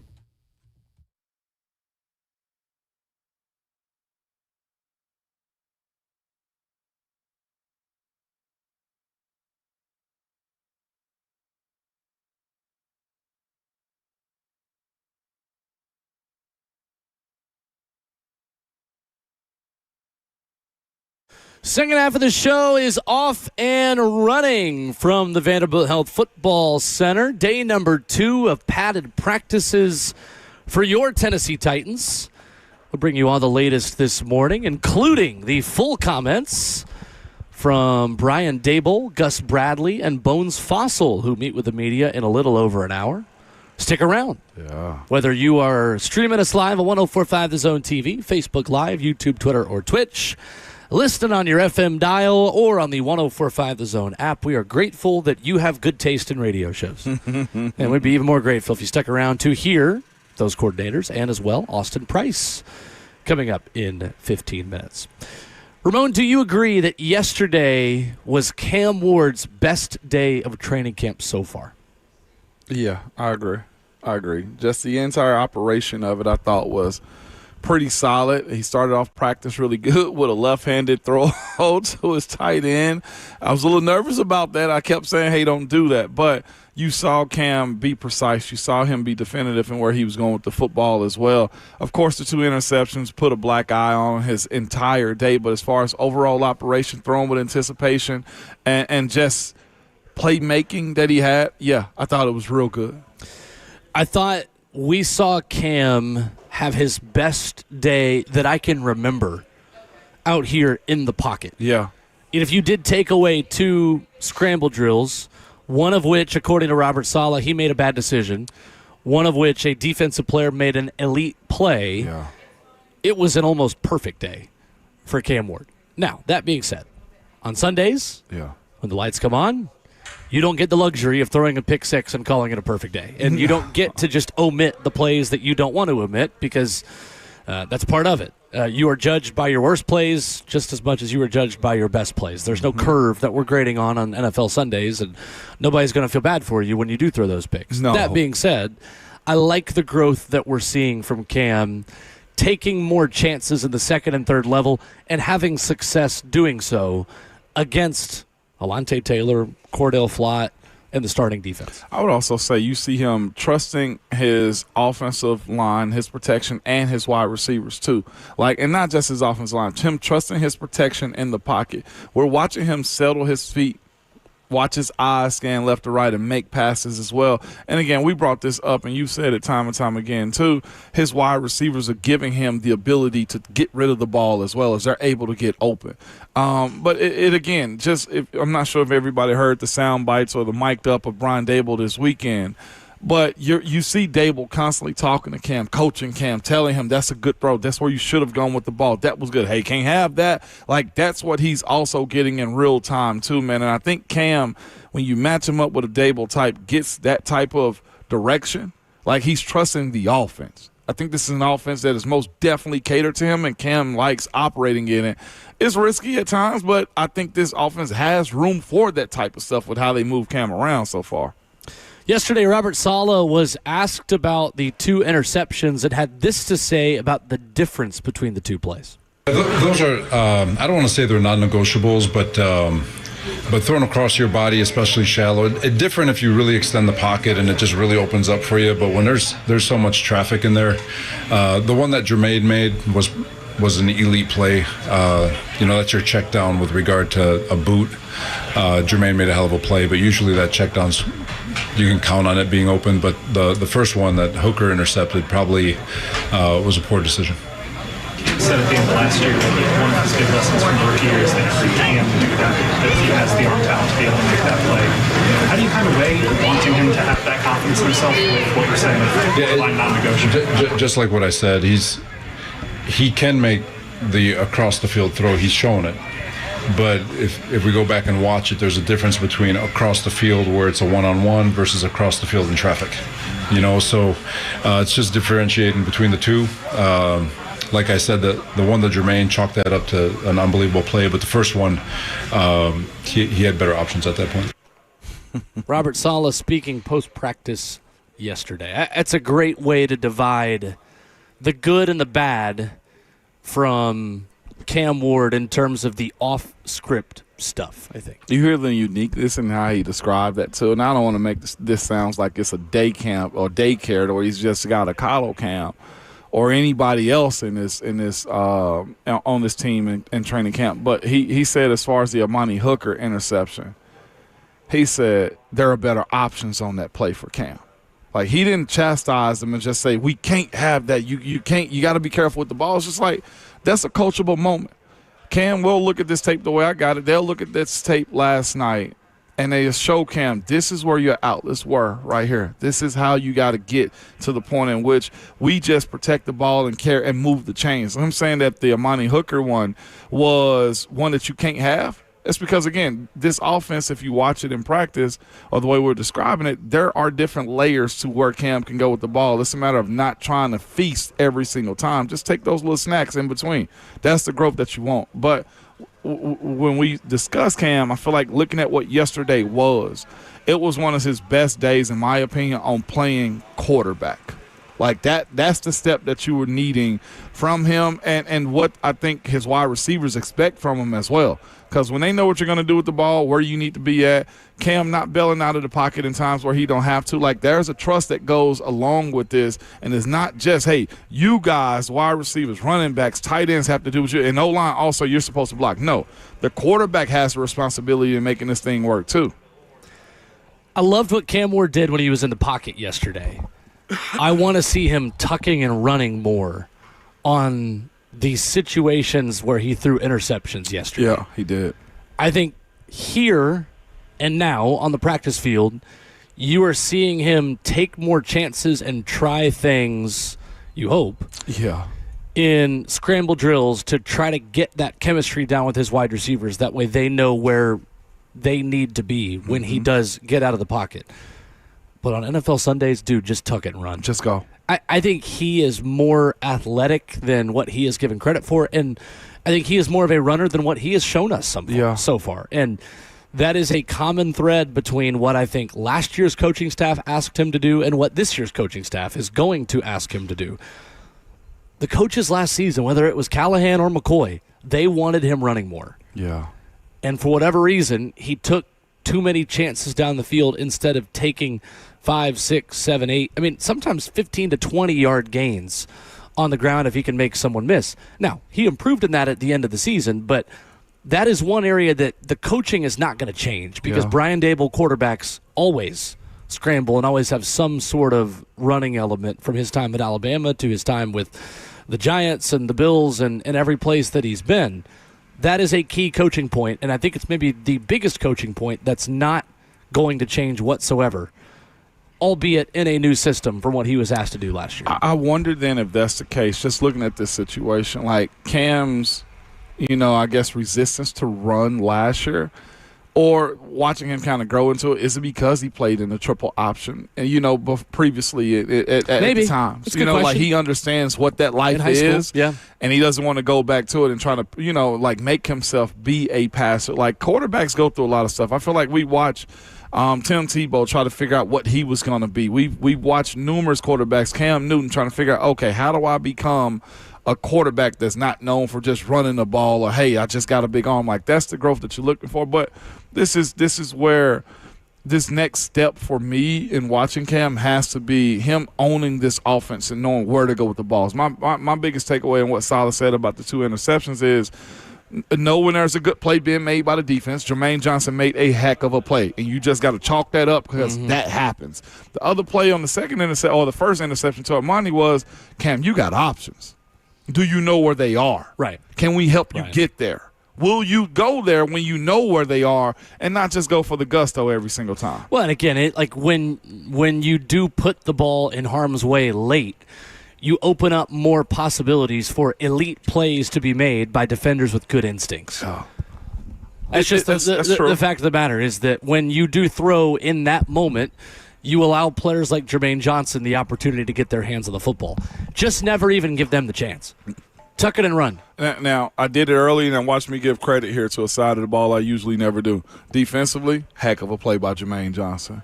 And that's both sides of the coin when it comes down to what training camp is. We talk about this every year with defensive players making big individual plays. Remember last year, Cody Barton had a pick on Cam Ward over an RPO where he came back afterward and was like, I wasn't actually supposed to do what I did. I just seen that play so many times in practice that I knew exactly what he was going to do, and I was able to bait him into throwing that ball over the middle and pick him off. On a larger scale, as Cam Ward puts more film out there as an NFL quarterback, he will create more tendencies and allow more players to pick their moments like Jermaine Johnson did yesterday, like Cody Barton did last season, to when they're rushing and Cam rolls right, all right, let me go find somebody to cover, not just the quarterback to hit. Because I know he's not coming across the line of scrimmage. Facts. You got to keep those guys honest to where you could run or you could pass. And right now, Cam is a little bit too predictable when plays break down, where you know he is always looking to hunt downfield. Yeah. If you run it a couple of times and you force that player to step up to defend you, now all of a sudden there is a window for you to throw to. Absolutely, man. And that's the beauty of what training camp is tinkering and figuring out what's going to work and how it's going to look as well, man. I thought it was a good day from Cam. Definitely had his mistakes. Coach Salah made him own them in the press conference as well. And again, the defense made one heck of a play, man. That was awesome by Jermaine, and I'm glad to see he's a guy that understands awareness on the field too. Coming up next, Austin Price joins us. Football time in Tennessee. Not just in Nashville, Tennessee now, but in Knoxville, Tennessee. Media Day today as fall camp begins tomorrow for Josh Heupel and the Vols. Who's the quarterback going to be? Should we ask him first? Absolutely we should. Austin Price joins us coming up next.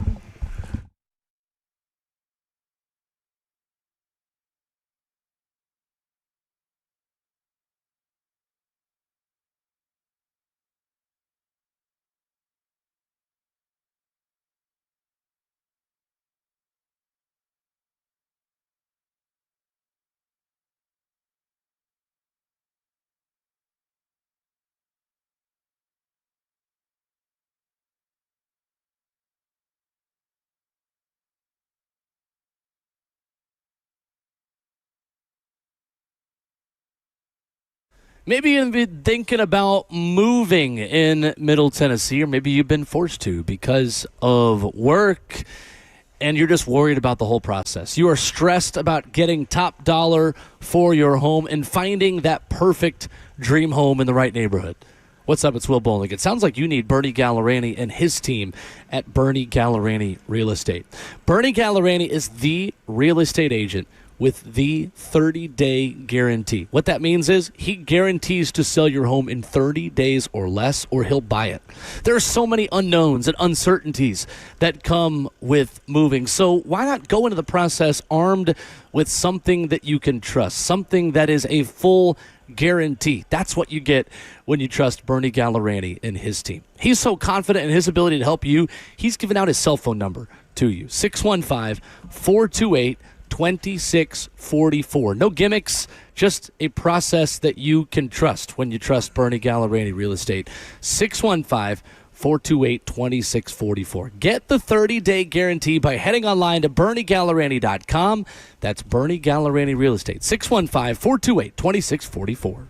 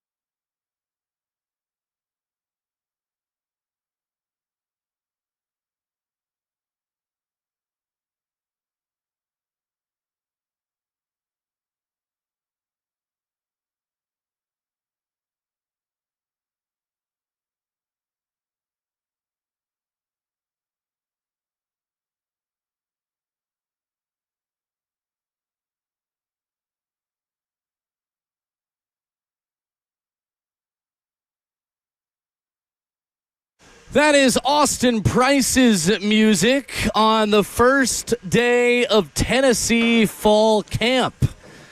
Media day today, practice tomorrow. It is almost football time in Tennessee. Alongside Ramon Foster, I'm Will Bowling from Titans training camp.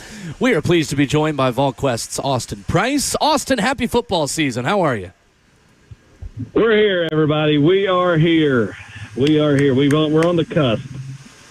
We absolutely are. Yes, We're in the we red are. zone. Not quite on the 1 yard line, Austin, but it feels good to be in the red zone of football being back. What does this first week, Austin, look like for the Tennessee quarterback battle as the fun really begins for Josh Heupel, Faison Brandon, and George McIntyre?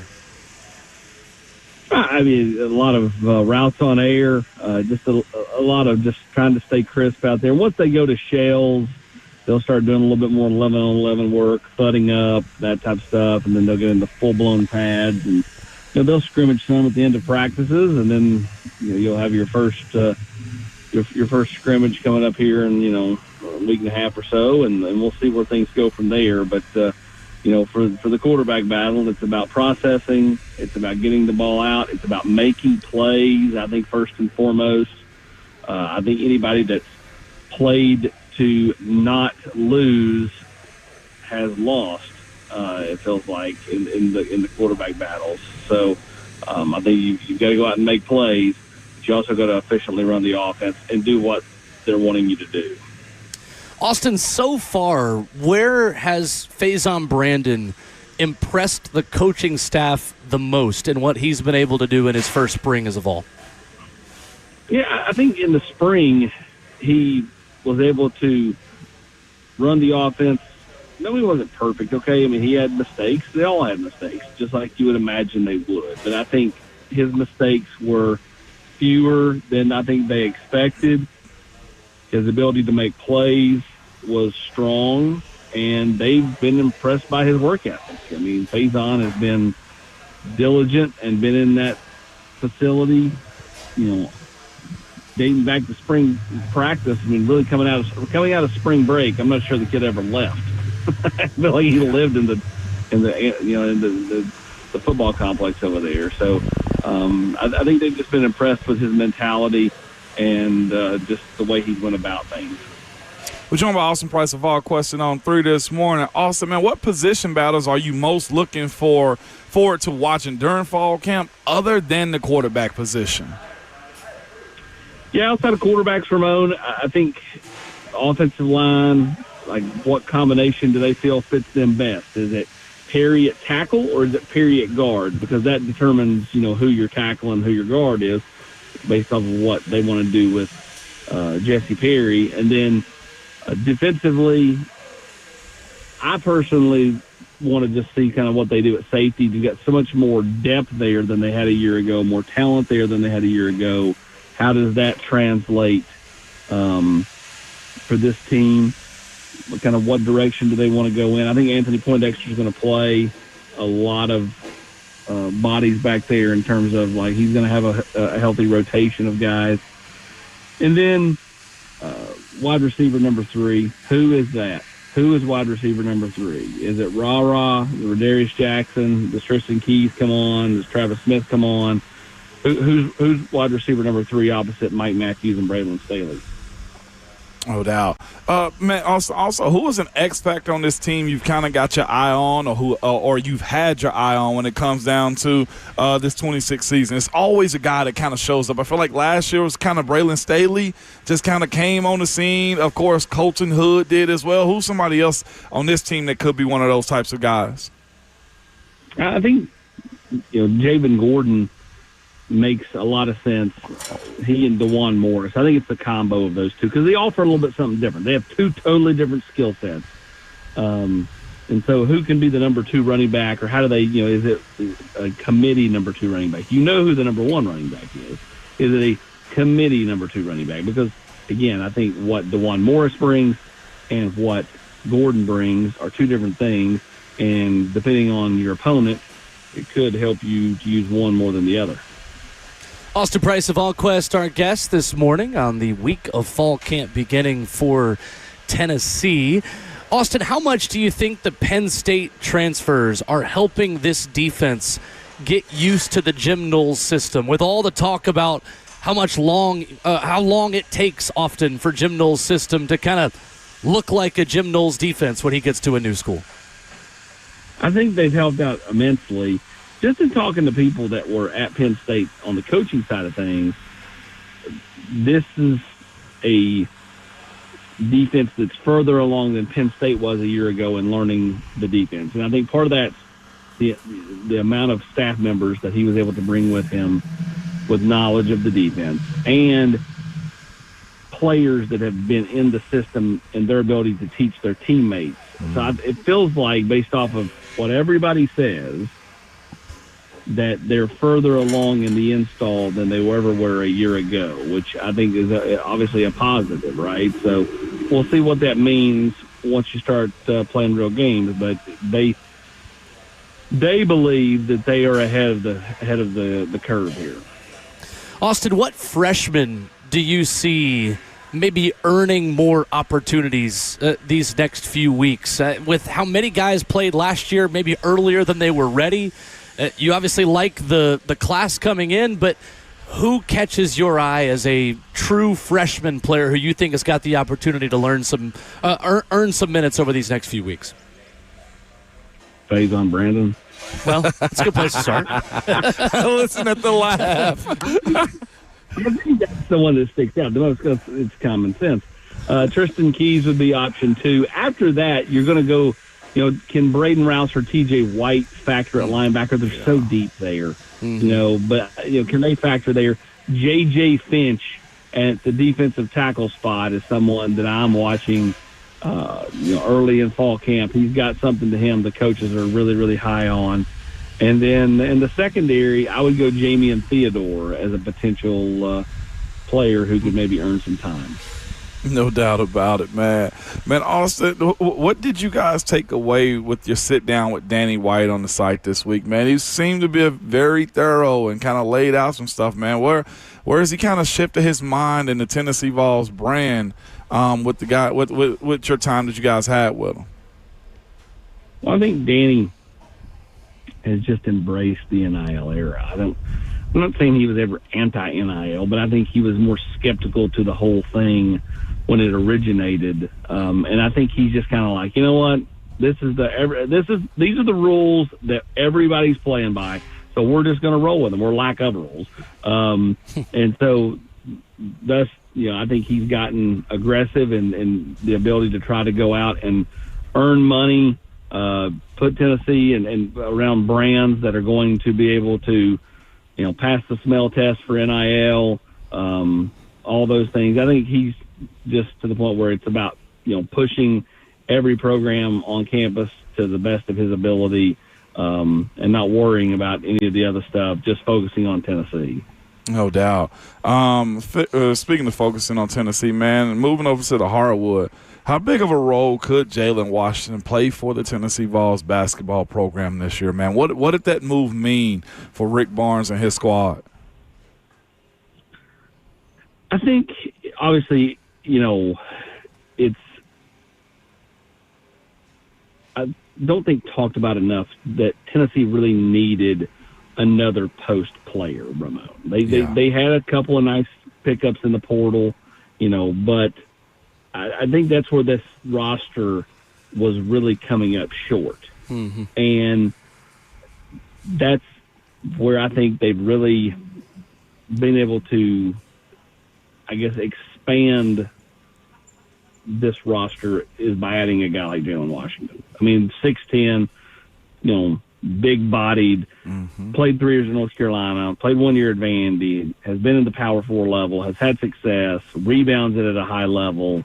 I think they needed this as a roster because they needed somebody that can kind of get in there and push people around. And I do think he can do that. I think the length helps, the frame helps, and I think this basketball team will be better because of it. Could they have managed without him? Yes. Does he help this roster immensely in the spot where it was probably the weakest?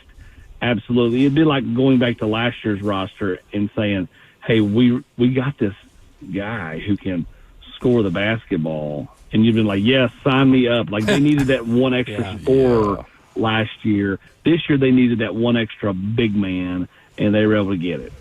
Especially when you can look at Pat Adams sideways and he'll give you a foul call on the road in the SEC. One more guy to have ready when that happens. Austin, with the expectations on this team, it feels like we're talking more here on this show and just talking to Vols fans around the area. We're talking more about basketball in the summer than we have in a really, really long time. What do you think Rick Barnes thinks about this team as they wrap up summer practices? How much are they meeting expectations maybe internally as well, talking to folks up there? They are meeting expectations. Again, how do they gel when they start playing real games? That's to be determined, but they're doing all the right things. It feels like this team's, putting it together. But again, you were not going to know until you play real games. I mean, you can scrimmage against one another and do all that, till you're blue in the face. But it's kind of like the football team, until you go out there when the opponent is not yourself and do it, you don't know for sure. And I think, for this team, the ability to mesh, gel, and play as one with the amount of players that have had success offensively when there's only one ball to go around. If they can figure it out, this team's got Final Four potential based off of that alone.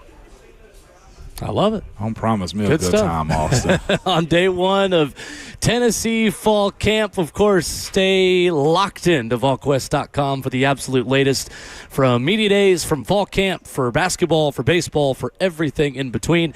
Austin, we are glad to be in the red zone of football season. Appreciate you as always. You're exactly right, guys. I still just hope that we can get Christy O'Brien on here one week. We haven't met her either. I truly don't. I met her. Couldn't even put a face with a name. Yeah, no clue. We're in the same boat as you. Thank you, Austin. Appreciate you. It's like Charlie Angels, man. It's like Charlie's Angels.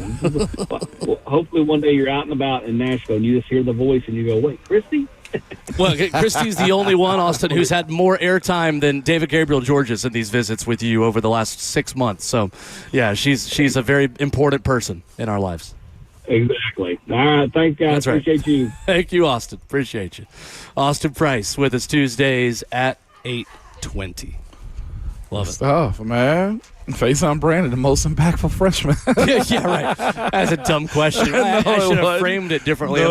Austin, who not named Faison Brandon is the most important freshman, is the most interesting freshman. To me, it is interesting the solution Tennessee's going to have to the lack of Chaz Coleman at edge rusher, because it doesn't feel like true freshmen are going to be asked to do a ton. Yeah. For this defense at that spot, it feels like they're going to mix and match more guys who specialize at other positions, like maybe a David Hobbs moving out to the edge. No doubt. Arion Carter, Jaden Perlotti, Edwin Spillman, some of these deep inside linebacker group of guys that could maybe rush from the edge.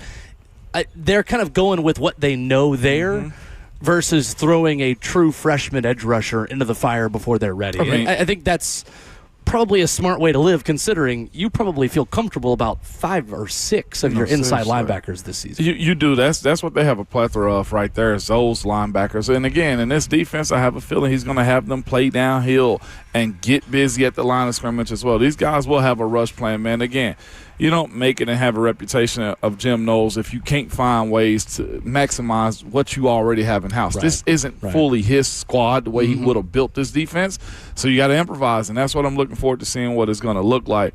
If Arion Carter does miss these 2 games, like as Austin said, you got a deep room, like older and young guys that are capable of playing. It's a matter of coaching, getting them up to speed and telling them you're no longer a freshman anymore. I saw guys be in that position before where they tell you you're no longer a freshman. Eric Berry had to step up, and you're no longer a freshman anymore. So that's the beautiful part about coaching and developing teams, is knowing who can handle what you're asking them to do and continually doing it over and over again. Eric Berry, my favorite Tennessee football player of all time, not named Ramon Foster. Oh, you could have just left me off that list. It goes without saying. I take no offense to it. It was he was mine. I say this with all due respect. It was a very sad day when my number 14 jersey I grew up wearing was a Justin Worley jersey. Ooh. Yeah. Before you could put names on the back. Huh? Yeah. Which was, again, a positive and a negative. Like, I remember my number 5, Chris Lofton, my favorite Vol on the basketball side, not named Ron Slay. There it is.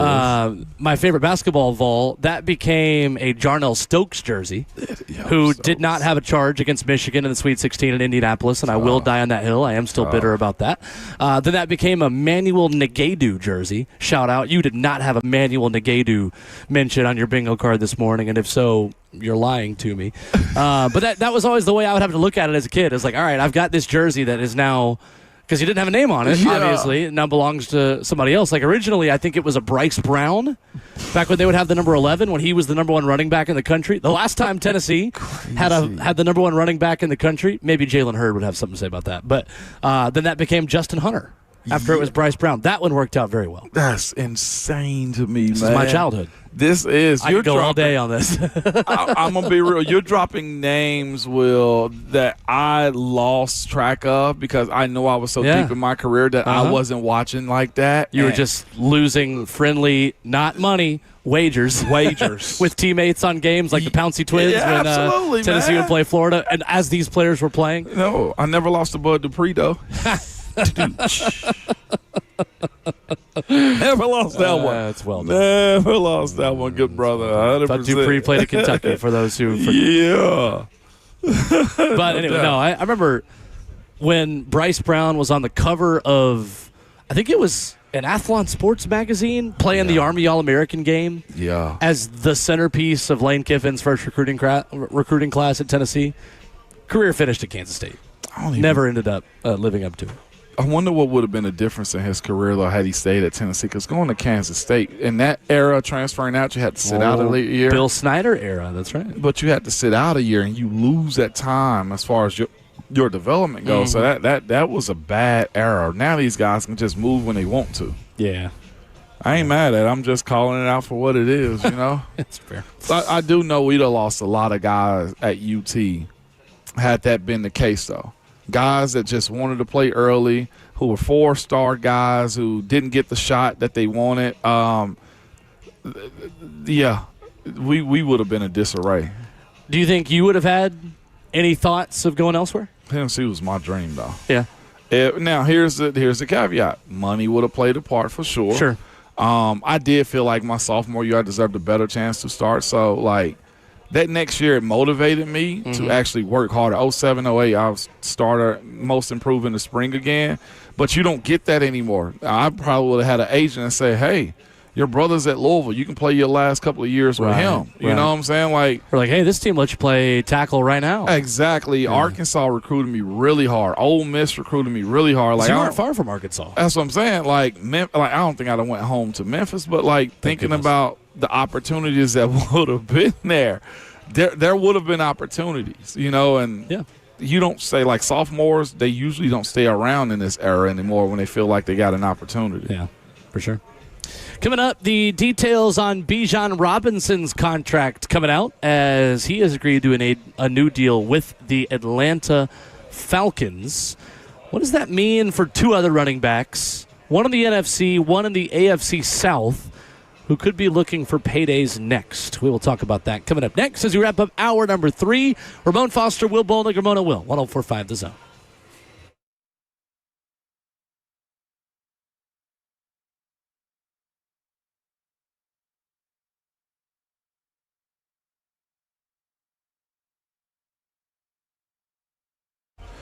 Have you heard that a lot of corporate-owned chain jewelry stores are shutting their doors? So many smart shoppers have figured out that cookie-cutter jewelry is boring and mediocre service is unacceptable. That's why Genesis Diamonds is having record success, good people. Genesis, number one, they're locally owned, staffed by real experts, with warranties and guarantees that are unheard of, with personal attention, with case after case of unique fashion-forward designer jewelry, with no attitude, no pushy salespeople, and no inflated pricing games.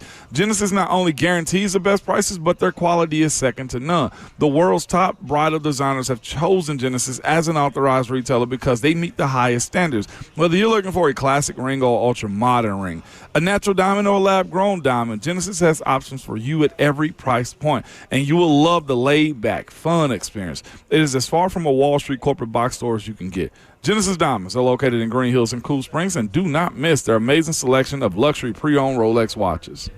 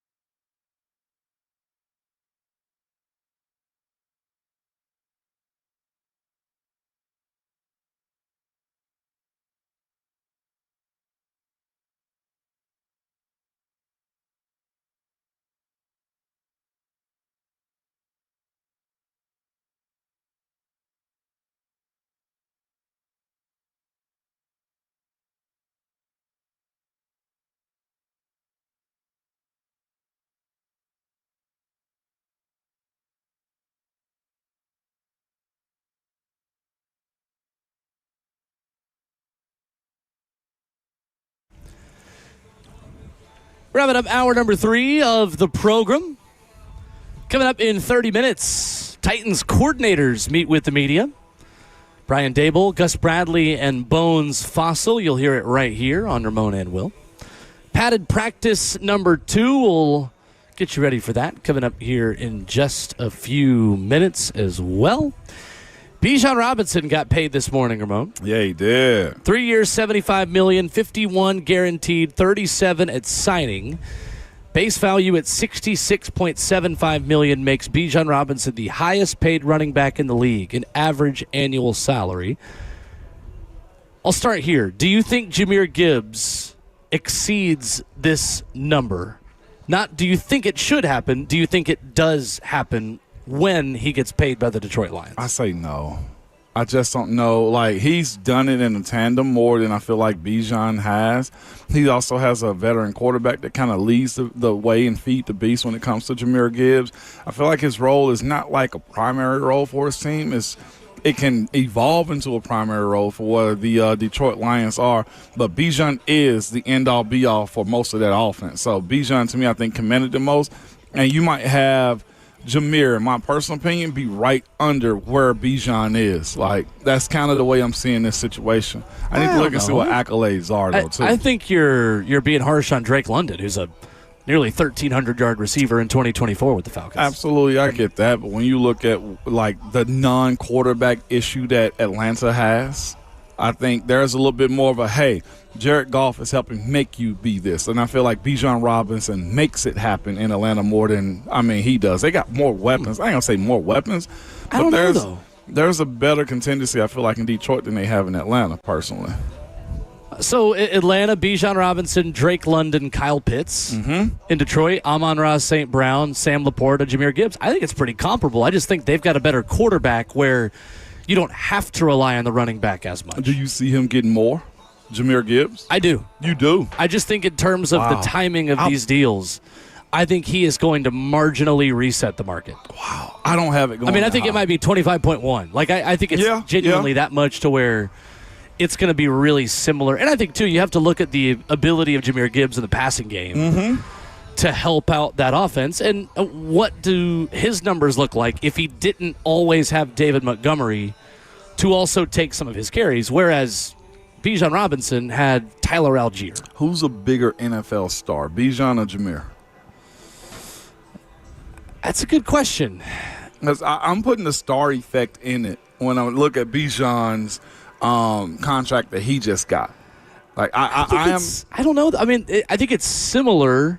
I think the fact that Jahmyr Gibbs, for me, has played in bigger games. That's true. Helps his star factor as well. How much does star factor matter, though, to a general manager in contract negotiations? I think really high on this one. Like, you carrying a franchise almost at a point. So, and I think that agents negotiate on that. Like, he's a ticket getter, ticket buyer in Atlanta. Fair enough. Jahmyr's a part. And I'm not minimizing Jahmyr. I'll take Jahmyr 10 days out of 10, 7 days out of 7, okay? But what I'm getting at is I think there's a better setup in Detroit to allow Jahmyr to take less because we're in a win mode right now. I do think it's interesting. Adam Schefter retweets himself on the extension announcement. Well, he does. He quote tweets himself saying, with the Falcons finalizing an extension for Bijan Robinson, the number 8 pick of the 2023 NFL Draft, the stage is now set for the Lions and running back Jahmyr Gibbs, who was selected number 12 in that same draft. Then he skips a line and says, Colts running back Jonathan Taylor, who is entering the final year of his contract, is also in play for an extension. With all due respect, Schefter is putting in work for Jonathan Taylor's agent here. Yeah, he is. And again, we made the correlation as well because we cover an AFC South team on Jonathan Taylor. But, Ramon, is Jonathan Taylor in the same class, age, contract, production-wise, as Bijan Robinson and Jahmyr Gibbs for you? Production, yes. Age, no, and that's where it kind of affects him. He's already had this contract. Cliff. Yeah, right. yeah. Right.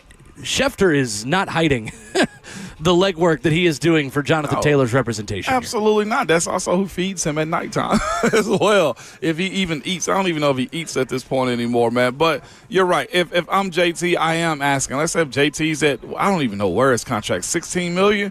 He see Bijan get 25. I can see him getting 21. Like, it's just a bump. That's the way I look at it. I think 20 is a very fair number for Jonathan Taylor. 25 would be irresponsible from the Indianapolis Colts. It's just irresponsible. That's why I brought up Derrick Henry's name before. Like, if that's the case and Derrick's making 14, like, Derrick's got to be in a position where he's asking, okay, I got to get to 18 at least with what I mean to this team. Jonathan Taylor's last big contract was 3-year, $42 million with 26.5 guaranteed. Yeah, it's time for a bump. That's the way I look at that one. He's also now working on his last year of this deal. That's the reason why Schefter's also bringing it up. His base is 11.9. I'm with you. I can see him going from 18 to 20. I don't think there is a world where he gets – maybe I'm wrong. Ooh, I don't think there's a world where he gets Bijan Robinson money for his second big extension. He already got his big one. Yeah, he did. He wants to be in the ballpark. He wants to be top 5, top 7 with these running backs in the league. What do you think Spot Track's estimate is for Jonathan Taylor's market value? I hadn't even looked at it. $18.9 million. It's lower than that. Is it really? 15.7. Oh. They've got Jonathan Taylor in a 2-year, $31.3 million type market value, which would be the 4th highest paid running back in the league. Comparable players, Saquon at 2 years, 41. Kyron Williams, 3 years, 33. Josh Jacobs, 4 years, 48. James Cook, 4 years for 46. Okay. That's more the neighborhood for Jonathan Taylor. I think that's closer to the reality. Typically, Spot Track estimates are underestimates. Yeah. Typically, it ends up being 3, 4, 5 million more than what Spot Track estimates. So, yeah, I think that's about right. That brings you to 20. Yeah. Once you get about 4 million above 15.7. I think that is more Jonathan Taylor's range. Now, if you're a Titans fan, I think you like the fact that Bijan Robinson just set the market this high, considering now the decision the Colts are going to have to make on their most important weapon on offense outside of, obviously, Daniel Jones. You know what also helped this? Jeremiah Love and his contract with the Cardinals. That's a good point. Jeremiah Love. Former Titans draft crush. Yeah. Jeremiah Love. So Jonathan Taylor's 8th on this list behind Kenneth Walker, who just got a new deal, as far as overall average. He needs to be top 5. He does not need to be top 1 or 2. JT? Yeah. Yeah, okay, I'll ride with you there. Coming up, 2 more injuries for the Titans' first preseason opponent. We haven't played a game yet, and the substation is already undefeated. We'll talk about it coming up next. Ramon Foster, Will Bowling, 104.5 The Zone. Idiot.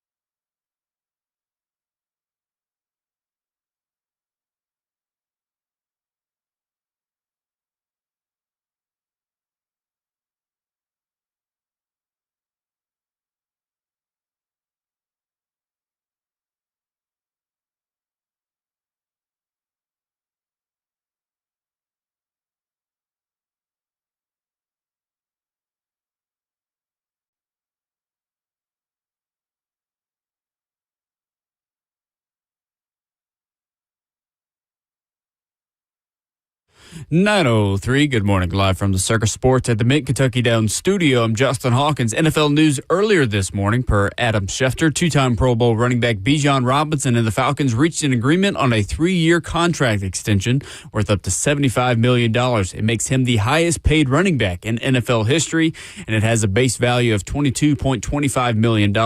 Robinson will receive a NFL record $51 million guaranteed, including $37 million at signing. Lions head coach this morning, Dan Campbell, told reporters that Bijan Robinson's deal won't hurt Jahmyr Gibbs' extension talks. Gibbs is currently a hold-in at Lions camp as he waits an extension. For the Titans, padded practice day 2 today at training camp from the Vanderbilt Health Football Center. The coordinators, defensive coordinator Gus Bradley, offensive coordinator Brian Dable, and special teams coordinator John Bones Fossil all speak to the media coming up just a little bit at 9:20, and then practice is at 10:15. We'll carry that press conference right here on Ramon and Will, live on 104.5 The Zone. For all your foundation repair and waterproofing needs, you got to go to USSTN.com. Bring your news at once on your home for the Titans and Vols. This is 104.5 The Zone.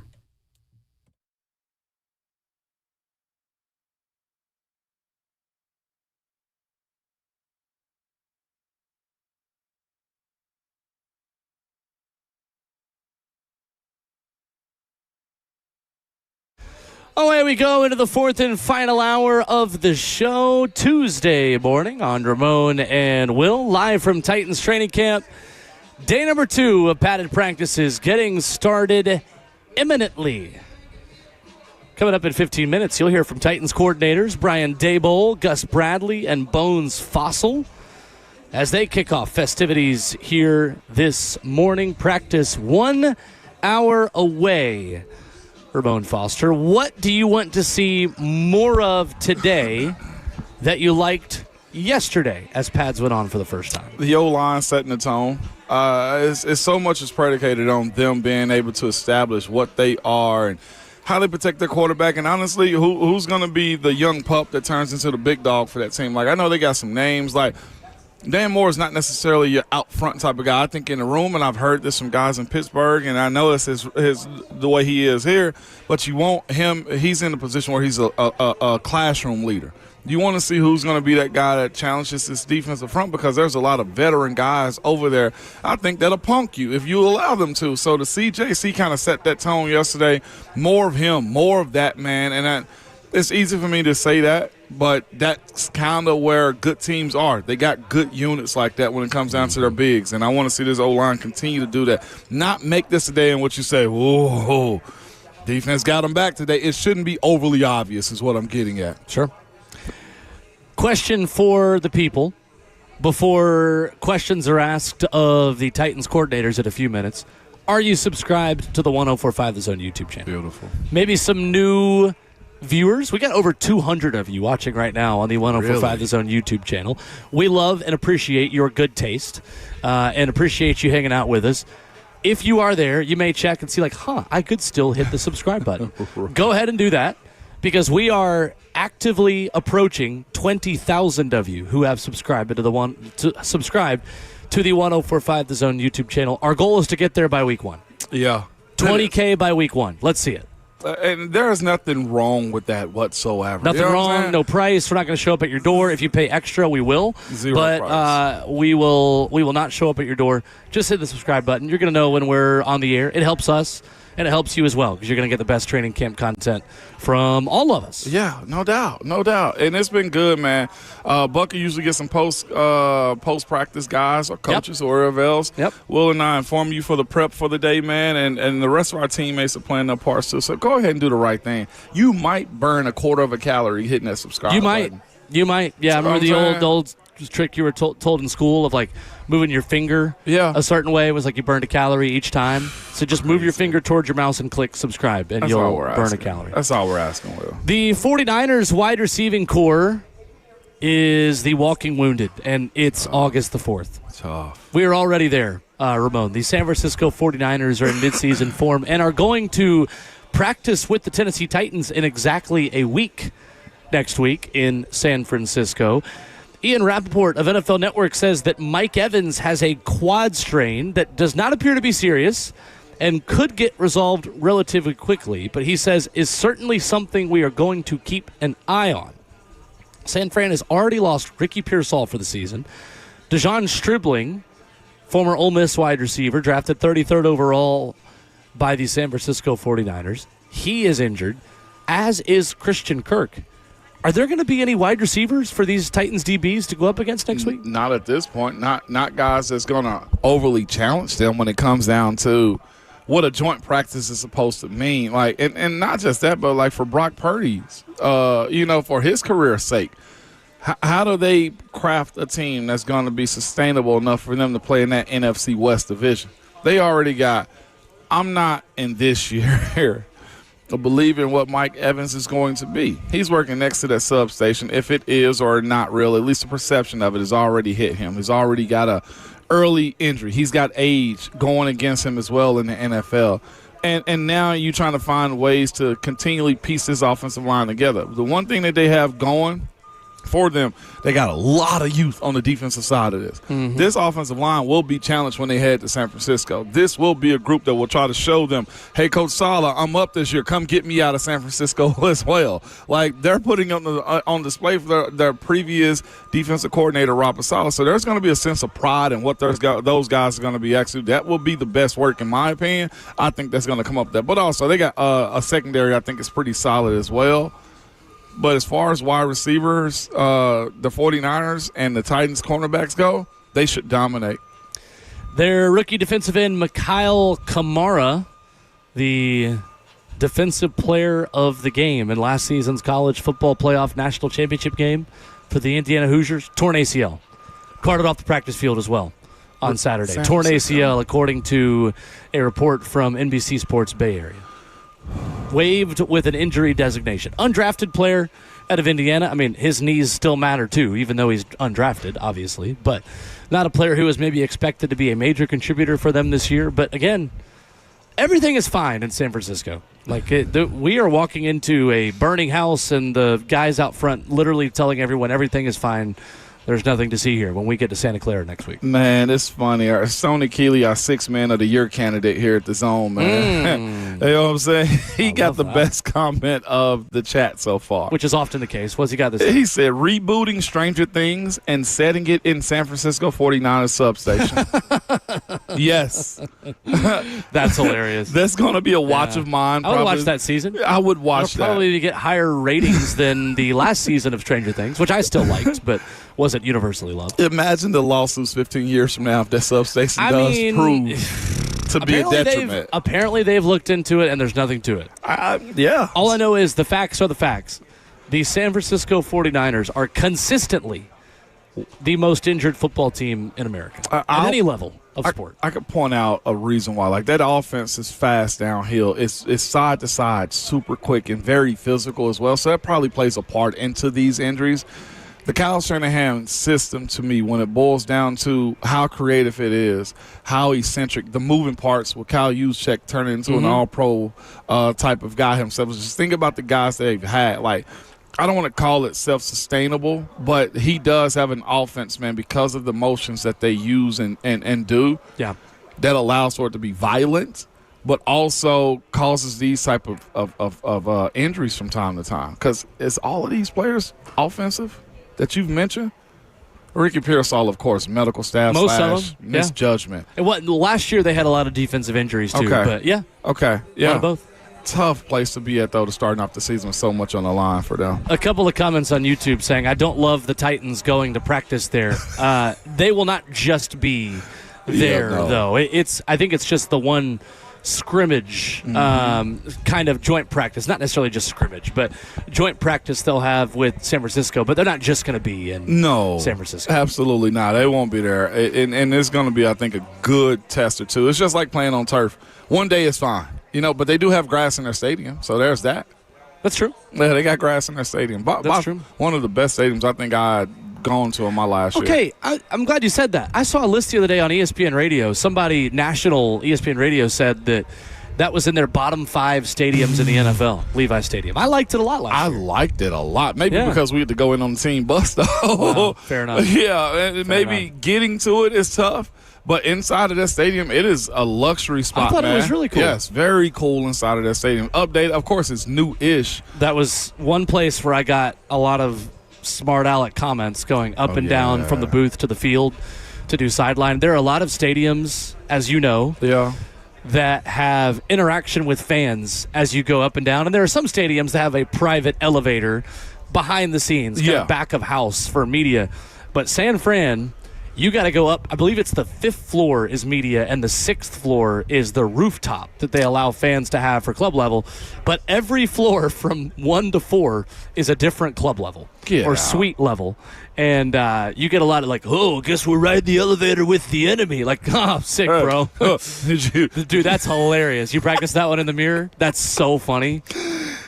That's actually hysterical. I'm dying laughing right now. Yeah. Oh, wow. Right, cool. They're like, oh, you can't ride with this guy. Like, Hey. oh my gosh, dude. Like, stop. You should do stand-up. It's like Stewie Griffin and Brian right there.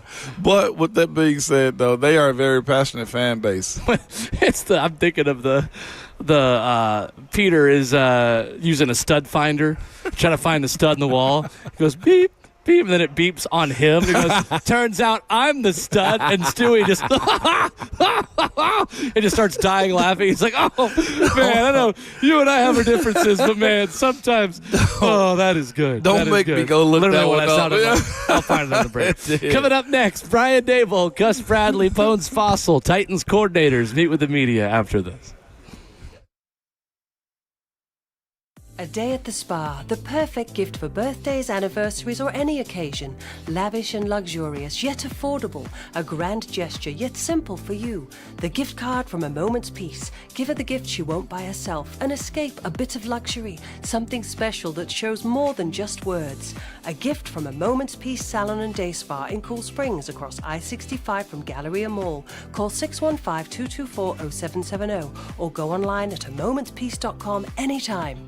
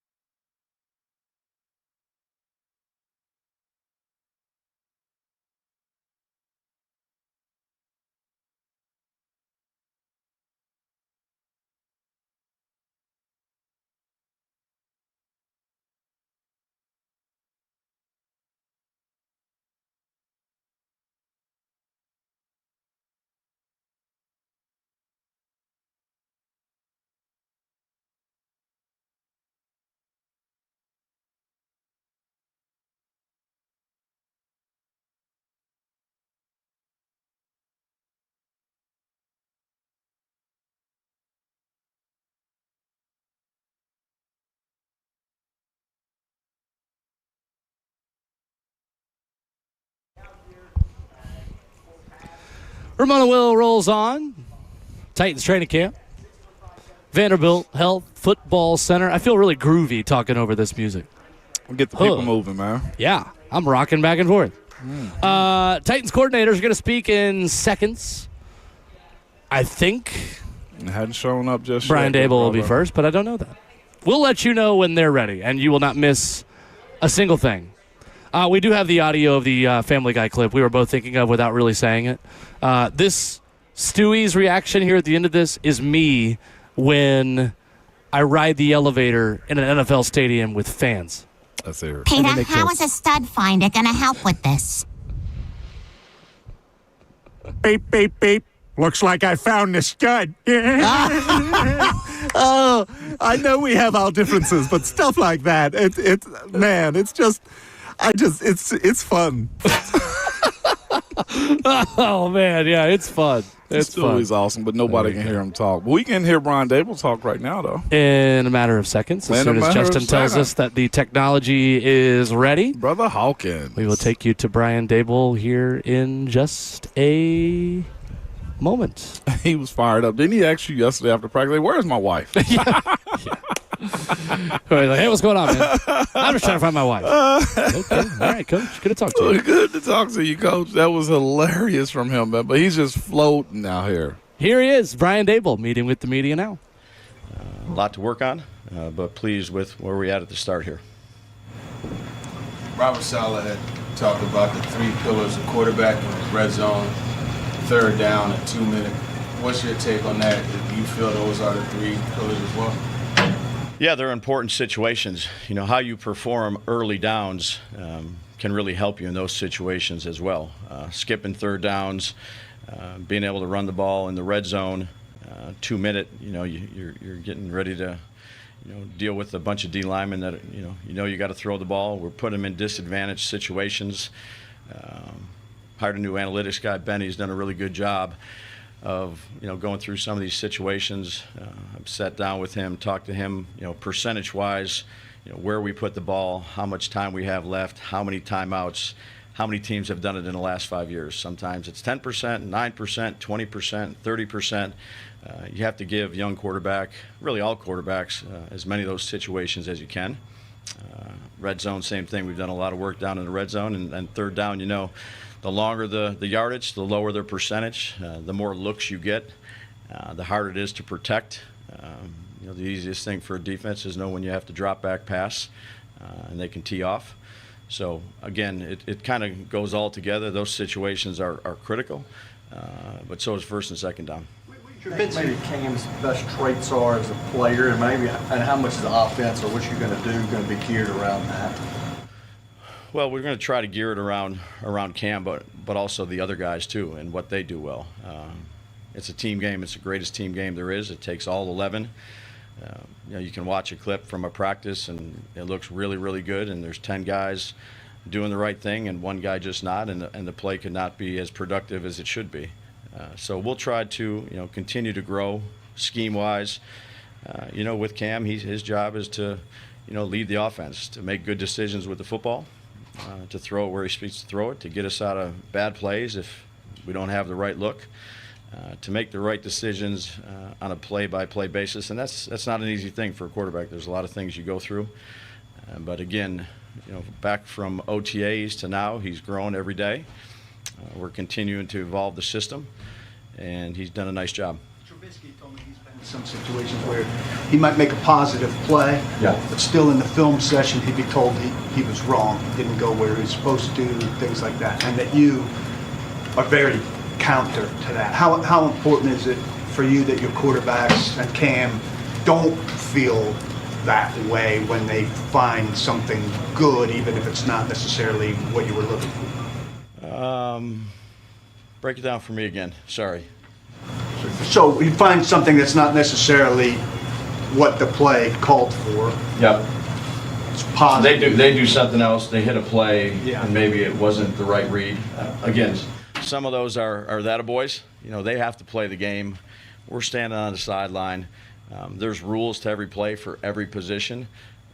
A lot of things happen for the quarterback, and he might see he thinks one thing. It's a lot easier when you're going through with the clicker and you're rewinding it 12 times. But things happen in a split second. They have to make a decision. So, our job as a coaching staff is to make sure that we're making corrections. Things are going to happen out here, but there are non-negotiables relative to effort and technique and ball security and things like that we demand. But there's some freedom built into what you're. Yeah, well, look, we're never going to make them robots.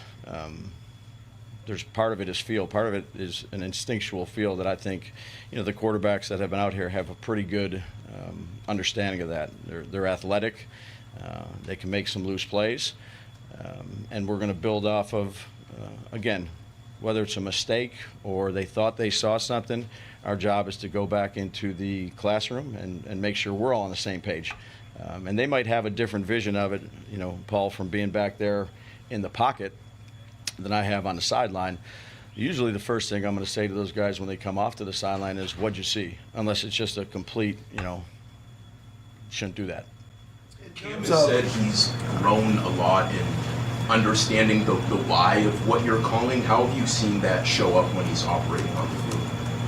I just think it goes back to the meetings. And you have to build a good relationship with these quarterbacks.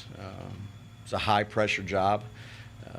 I think they all love it, but there's a lot that goes with it, and we have to have good give and take in the meetings. I'm always going to tell them what I think, and they don't always have to agree with me. And at the end of the day, we come together with a good resolution that is best for the team.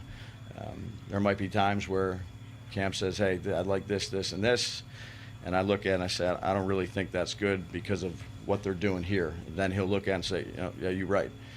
There might be other times where I say, I think we should do this. And he's like, what do you think about this? And that's all the quarterbacks. And that's Shea and that's Cade. Maybe it doesn't hit your head that way. And then you look at it and say, you got a point here. So let's go ahead and tweak this and see what it looks like tomorrow in practice. And that's what these are for. Giants didn't do a ton of motion last year, I guess, compared to the rest of the league. Was that kind of a one-year specific for you? Do you tend to change a lot, or do you not favor that in general, maybe compared to? Again, I think it depends on who your quarterback is, what you feel comfortable with, how we play. We play with a lot of tempo.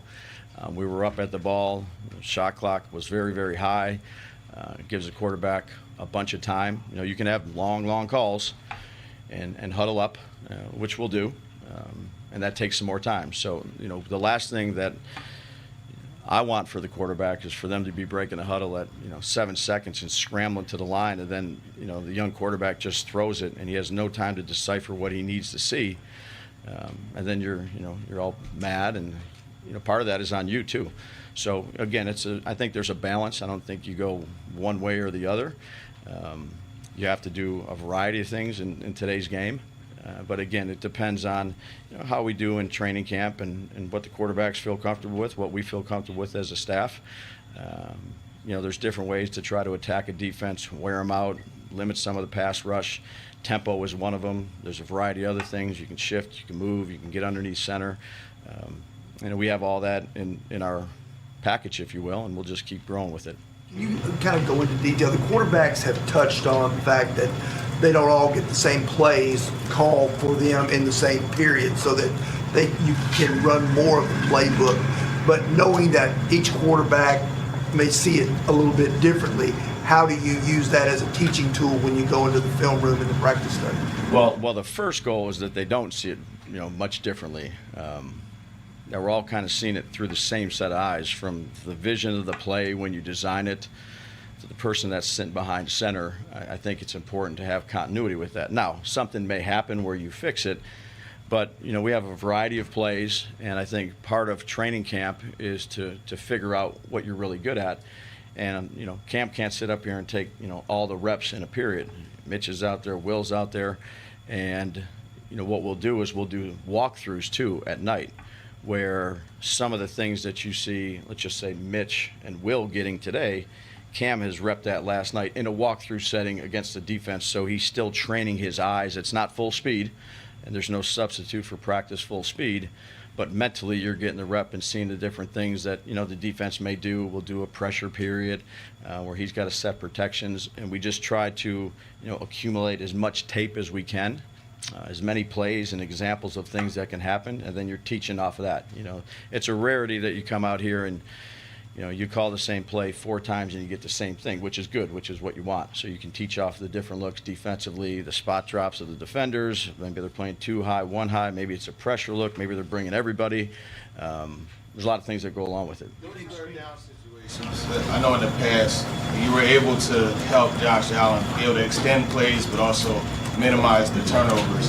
How did you do that, and how can you spin that over to Cam? Especially I look at yesterday, you know, throwing across his body. We know that's something he likes to do, but how do you balance that one? Again, the job of the quarterback is to make the right decision. So, you know, Cam is a very talented passer of the football. He can put it wherever he needs to put it. Those guys that have a lot of talent, you know, that have a strong arm, they have a lot of confidence. So at the end of the day, something like that, you got to make the right decision, and that's what these things are for. You know, you can hit some big ones, use your legs if you need to use your legs. Again, 3rd down is you know, a hard down. Once you get to 3rd and 4 plus, just say, it's significantly an advantage of a defense, and that's any defense. So try to stay out of those situations, but when you're in them, everything's not going to be perfect. There's a lot of bullets flying, different pressures, disguises, looks, and it's not always going to be perfect on 3rd down. Try to end every drive with a kick should be the mentality of our quarterback. What was your feedback to him after those 2 interceptions yesterday? Look, he scrambled out on a couple of them. He thought he had something, and he tried to put it in, and you can see it for a split second being open, and those close up. You know, it's everything is a risk reward for the quarterback. Situation we're in, decision you make on a throw, you know, throwing back across your body when you're rolling one way, it might work a couple times, but lesson learned, you know, on those 2 plays. Which is good. This is why we're doing it. But I don't ever, and I said that with the other quarterbacks I have, I want them to have an aggressive mentality. I want them to go after it. But at the end of the day, we're charged with making the right decision, all of us. That. What have you seen from Cam and his ability to kind of reset and correct in that moment when he makes those decisions? He's great. Yeah, he's, you know, we talk about every play has its own identity. So whether we have a rip pass down there to Rid, what an outstanding catch by Rid yesterday, but then the next play reset, everybody's got to get back in the huddle. When we do huddle, reset, move to the next play. If we have a poor play, because that's going to happen, you know, you take a look at, you know, offenses around the league historically, you know, 4 yards on 1st down, half the deal on 2nd and whatever it is, convert 3rd and 4th. The success rate, if you look at it, is not very high for any offenses. The top of them are just around 50%, maybe a little bit more than that. So there's going to be ups and downs for everybody in this game. So staying composed, focusing on the next play, have that next play mentality, good or bad. You know, you can get pretty excited too. I've had guys that, you know, throw 80-yard bombs or 60-yard bombs, and they're so fired up, and then the next play isn't what it needs to be. So just putting a string collection of good plays together offensively is what our goal is. And, you know, it's a work in progress so far. A great deal goes into being a very good screen team. How much of a screen team do you want it to be? Well, I think it depends on, you're definitely going to have the screen as an element of your offense, and it depends on the type of defenses you play. Some teams are read and react defenses where they're not just up the field, penetrating up the field, and it's a little bit difficult to screen some of those defensive linemen. Others are one-gap penetrating defenses. Maybe it's a perimeter screen. Maybe it's a tight. Like, the screen game has to be a part of your game, but you also have to do it relative to who you're playing and what you think is good. And, you know, Luke Stocker has, you know, put him kind of in charge of our screens and installing our screens. Our tight end coach done a fabulous job with it up to this point. But it's just part of the package. It's like you want to be under center and throw run actions. You want to be shotgun and go no huddle. You want to run screens. You want to run outside, inside. There's a collection of plays that obviously every offense can put together, and we try to do what we think is right for that particular game. Cam, as far as putting in work that we don't see, whether it's watching film, texting you at all hours, stuff away from the building, what have you seen in that regard? I'd say I get here pretty early every day, and most of the time he is in the team room sitting there watching tape, with maybe a couple other guys that he pulls along. So I think that shows his teammates that he's very serious about football, which he is. They're in with the huddle in the film sessions. He shows that he's a competitor. I think the players, the job of a quarterback is to earn the respect of your team, earn the respect of your coaches, earn the respect of the players, earn the respect of the fans. And that's what you sign up for when you play quarterback in this league. And he's been, again, I've said this since I've been back here, whenever it was March, April. He's been great. Student of the game, learns from his mistakes, leads, competitive, tough, fiery. There's a lot of good qualities to work with. Thanks, Joe. Thanks, you, Brian. You guys have a great day. That is Titans offensive coordinator Brian Dable. When we come back, Gus Bradley up next. Final comments from us as we wrap up the show after this.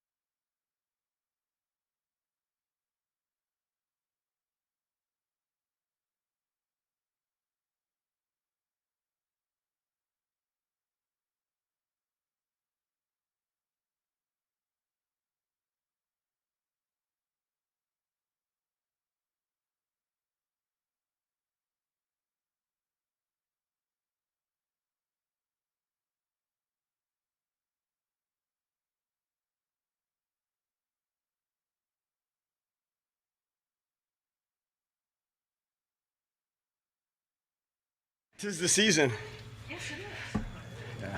When they're rolling through these DBs with such roster churn, do you even get your hands on them in the early part, or do they ease them in more than that?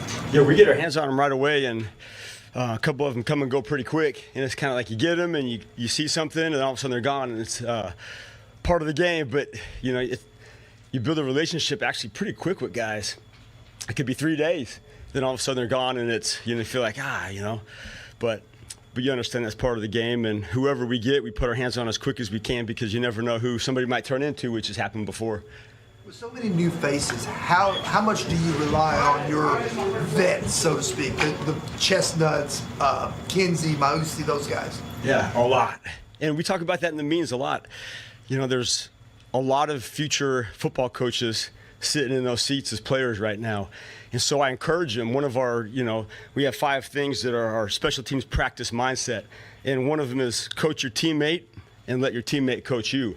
And so I really encourage the veterans to put their arms around the rookies especially and mentor them and give them information. And I tell the veterans, if you lack confidence, then you keep things away from the people you're competing against. But if you have confidence in your abilities, then you're willing to share all the tools and trades and the secrets you've learned, and that helps your young teammates out, and the young teammates appreciate it. And I've been in places where over the course of years that just multiplies, where the rookies were embraced by veterans, and then eventually those rookies become those veterans that embrace those rookies. And I think developing a special teams chemistry and culture, which is obviously a popular word, starts like that, where the veterans give back and they're not afraid to share information and help their teammates, even though they're competing against those guys. And it pays forward over the course of years. And so I think that's kind of where we're headed. What are the specific things a guy can actually do to win a tiebreaker for you when it comes down to who does and doesn't get to play for your unit? What can they prove they can do that says, I'd rather go with this guy? Block destruction. Guys that can cover kickoffs and cover punts and can engage another man in one-on-one combat and find a way to make a tackle. I think if there's a lot of traits of, what is required to be a special teams player, speed and all the different things, but I think a man's ability to see ball, fill blocker, separate from blocker, and tackle ball is a tiebreaker number 1. Probably just to be as specific as I can to answer that question. You've got rookies who maybe didn't play much special teams in college, or when you've got a vet like Osborne who maybe hasn't played special teams in 5-6 years. How much of it is like riding a bike in your experience versus how much of it is actually a difficult thing to pick up in the moment? Yeah, it's a fantastic question. It's very much a new and learned skill for the college kids. None of them play in the pro-style kickoff return because they don't employ that in college. And then the college punt return game is so different because of the illegal man downfield rule that we have that they don't. So it changes the game a ton. So when we get them as a college player, not only have they probably not played it, especially in the last couple of years, but they might not have played it at all. So it is my most favorite challenge is to get Anthony Hill up to speed on how to, punt protect, how to hold up and rush punts, how to block destruct on kickoff cover, and how to block on the front line. Like those are all such unique skills and so foreign. I'm just using Anthony. Ramon Will continues, and right now, special teams coach Bones Fossil meets with the media. That it's my responsibility to get them up to speed in 1 month to be ready for a regular season game, and I feel like we can do that because myself and Coach Stewart, my assistant, who's fantastic again, by the way, like I brought up. So it's a tag team of both of us to put our hands on these guys and teach them really the techniques of each phase and the intricacies of it without having them memorize schematics, or if that would just be too much, which would not allow them to compete, which they need to do on week 1. So, and a veteran guy like KJ Osborne, he's been a punt returner, but training him to play gunner, to play as a frontline blocker on kickoff return, those are foreign to him. So it's the funnest part of training camp. I probably shouldn't say this, but my favorite part of the NFL calendar from January 1st to December 31st is this 4 weeks, span of training camp, because there's no game planning, there's no opponent. It's just us and training young guys and teaching them how to compete and teaching them the tools and developing the mindset. And it's just a really special month, personally speaking, to train, developmental NFL players. With kickers in general, in terms of improving their accuracy, and I guess Joey in particular, or do you kind of let them sort of make their own corrections and kind of figure it out? I think it's collaborative. I think I offer them a lot of freedom, but I also feel like it's important for me to know what they're working on and then me put my eyes on what they're working on so I can give them immediate feedback. So I think it's definitely a collaborative force where I don't try to change them by any means, but we talk about some of the things that might help each one of them be better, kicker, snapper, punter, returner, whatever it might be. So, yeah. You've worked for a lot of different head coaches. What changes when a new head coach comes in? They just let you do your thing, or is there certain things that Robert preaches himself that you kind of incorporated to your teaching? Yeah, Robert's been fantastic. Every head coach is usually a little bit different. Most of the ones I've worked for, I've been fortunate where they've kind of allowed me to do what I have done before, but they just want to know what that is. And then they also have some things that they've employed in the past that I can easily incorporate. So all of my experiences, maybe I'm just very fortunate, but I've been very fortunate to have a relationship with a head coach where any feedback or information they want to give me, I can easily incorporate it. But I've also had a lot of freedom to continue to do what I've done as long as it stays at a level that is acceptable to the head coach. So, Robert's been great. He's got his eyes on every practice, all the drills, all the walkthroughs. I think the communication's been fantastic, and I think we got a good thing going. Morton Cox has been one of the veterans that have been here. What have you learned from him since your time being here? Or what have you learned about him? Well, I can be real specific if you want. He's 40 years old. He just had his 5th child. I think it was 3 days ago. And 2 days after he had his 5th child, we had a legitimate punt practice, and it looked like he was in midseason form. So I think the point of that is what I've learned from him is the reason why he's still able to produce at such a high level is because throughout the offseason and summer, he's clearly continuing to train his body and mind to compete against 22-year-olds as a 40-year-old man with 5 children. And he left Memphis that morning at like 4:15 in the morning, showed up at the meeting on time, was dressed and ready for practice, and snapped 9 balls and protected and covered 9 of them. I'm like, who is this guy? So it's just a testament to his longevity is clearly due to his work ethic. And I think that's what I've learned from him to appreciate is sometimes you say like, why? Gosh, he's lucky. I don't think luck has anything to do with it. It's just the ability to continue to stay motivated. He said the other day, like when I was driving over that morning for the first day of practice, like I was kind of nervous. And that's a good thing to still feel a little bit of healthy anxiety and some pressure. And I told him I got some rushes and I ain't throwing you any softballs. I know you just had the baby, but I'm coming. So he's a fantastic competitor, and he still has that juice because he still has those nerves. As a special teams coordinator, do you look at Elic and his build and say, Coach, I think he can help me? Yeah, for sure. And we wanted to use Elic a lot last year, but his offensive role changed with a few things that happened on the offensive side. But based on a player's offensive or defensive role, Elic in particular will dictate how much he plays on special teams. I've always thought if an offensive player, takes 50% of the offensive snaps, it probably equates to a 2-phase special teams player. If they play 25% of offense or defensive snaps, they should be a 3-phase player. And if they're a backup, they should be a 4-phase player. But also with that being said, there's a lot of incredible special teams players where you look at their body type and you're kind of like, but they play. Some guys are like, oh my gosh, this is like a specimen, and they can't play. So I've never tried to,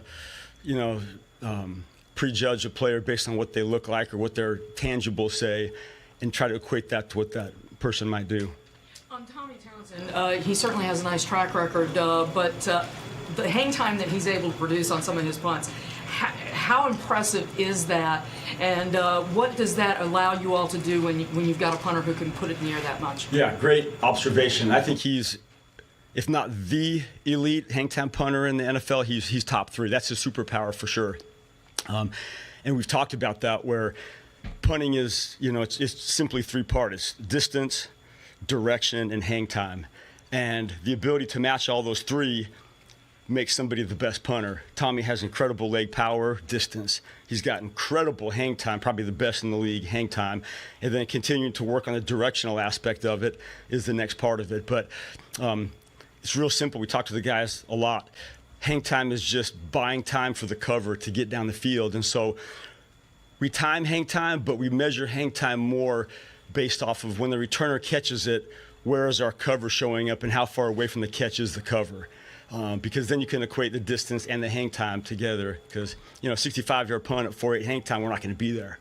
But a 50-yard punt with 5.0 hang time, we're going to be right there. Probably too scientific of an answer, but a hang time is his superpower. And when he hits a good ball, it's as good as any in the league. And I'm looking forward to coaching him. The punt return game last year, what's the next level that you guys can take as a unit? I think Jim, the last time we talked to him, said there were like 4 or 5 more I could have had.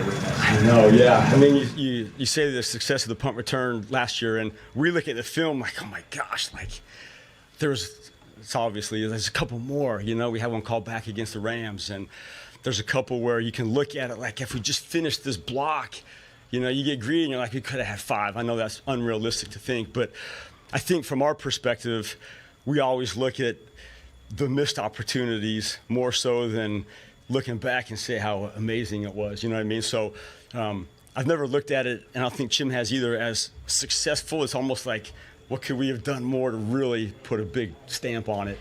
And there are some things, to be honest with you, in the rush game and the hold up and blocking game. And I won't divulge a lot of those secrets, but those are the special teams meetings, things that we talk about. Like, man, one more, just a little bit longer, and so that's fun to look at. How many guys are you trying to get into the mix at returner, knowing you've got a sure thing in Chim? Right now, I think we have about 5 or 6. We got Chim, we got Hank Beatty. I don't want to leave anybody out. We got Courtney, we got KJ Osborne, but then we got other guys back there like Strep gets back there, and Mason Kinsey gets back there. Bryce Oliver can get back there. So I feel like our stable of kickoff returners is very high, and I feel confident in our stable of punt returners, at least to get us through the preseason for sure. Knowing that Chim is absolutely the incumbent, and he's the guy, but it'll be a great opportunity for other players to return the ball in the preseason. I haven't had this conversation with Coach Sala yet, but I don't anticipate Chim probably touching the ball as a returner in the preseason. So it'll be great chances for other guys to get their opportunities to see what they can do. Yeah, appreciate you guys. Thank you. All right, that is Bones Fossil meeting with the media. We will wrap up the show, and you'll hear from Gus Bradley to kick off the Buck Reisig Show. Yes, sir. Good stuff, man. Good stuff. Let's do practice number 2. Let's do it. For Ramon Foster, Kirby Allen Kirby, Justin Hawkins, I'm Will Bowling. We'll talk to you bright and early back in studio tomorrow morning. Absolutely. But remember at all times, good people, your Twitter fingers and your mic are always hot.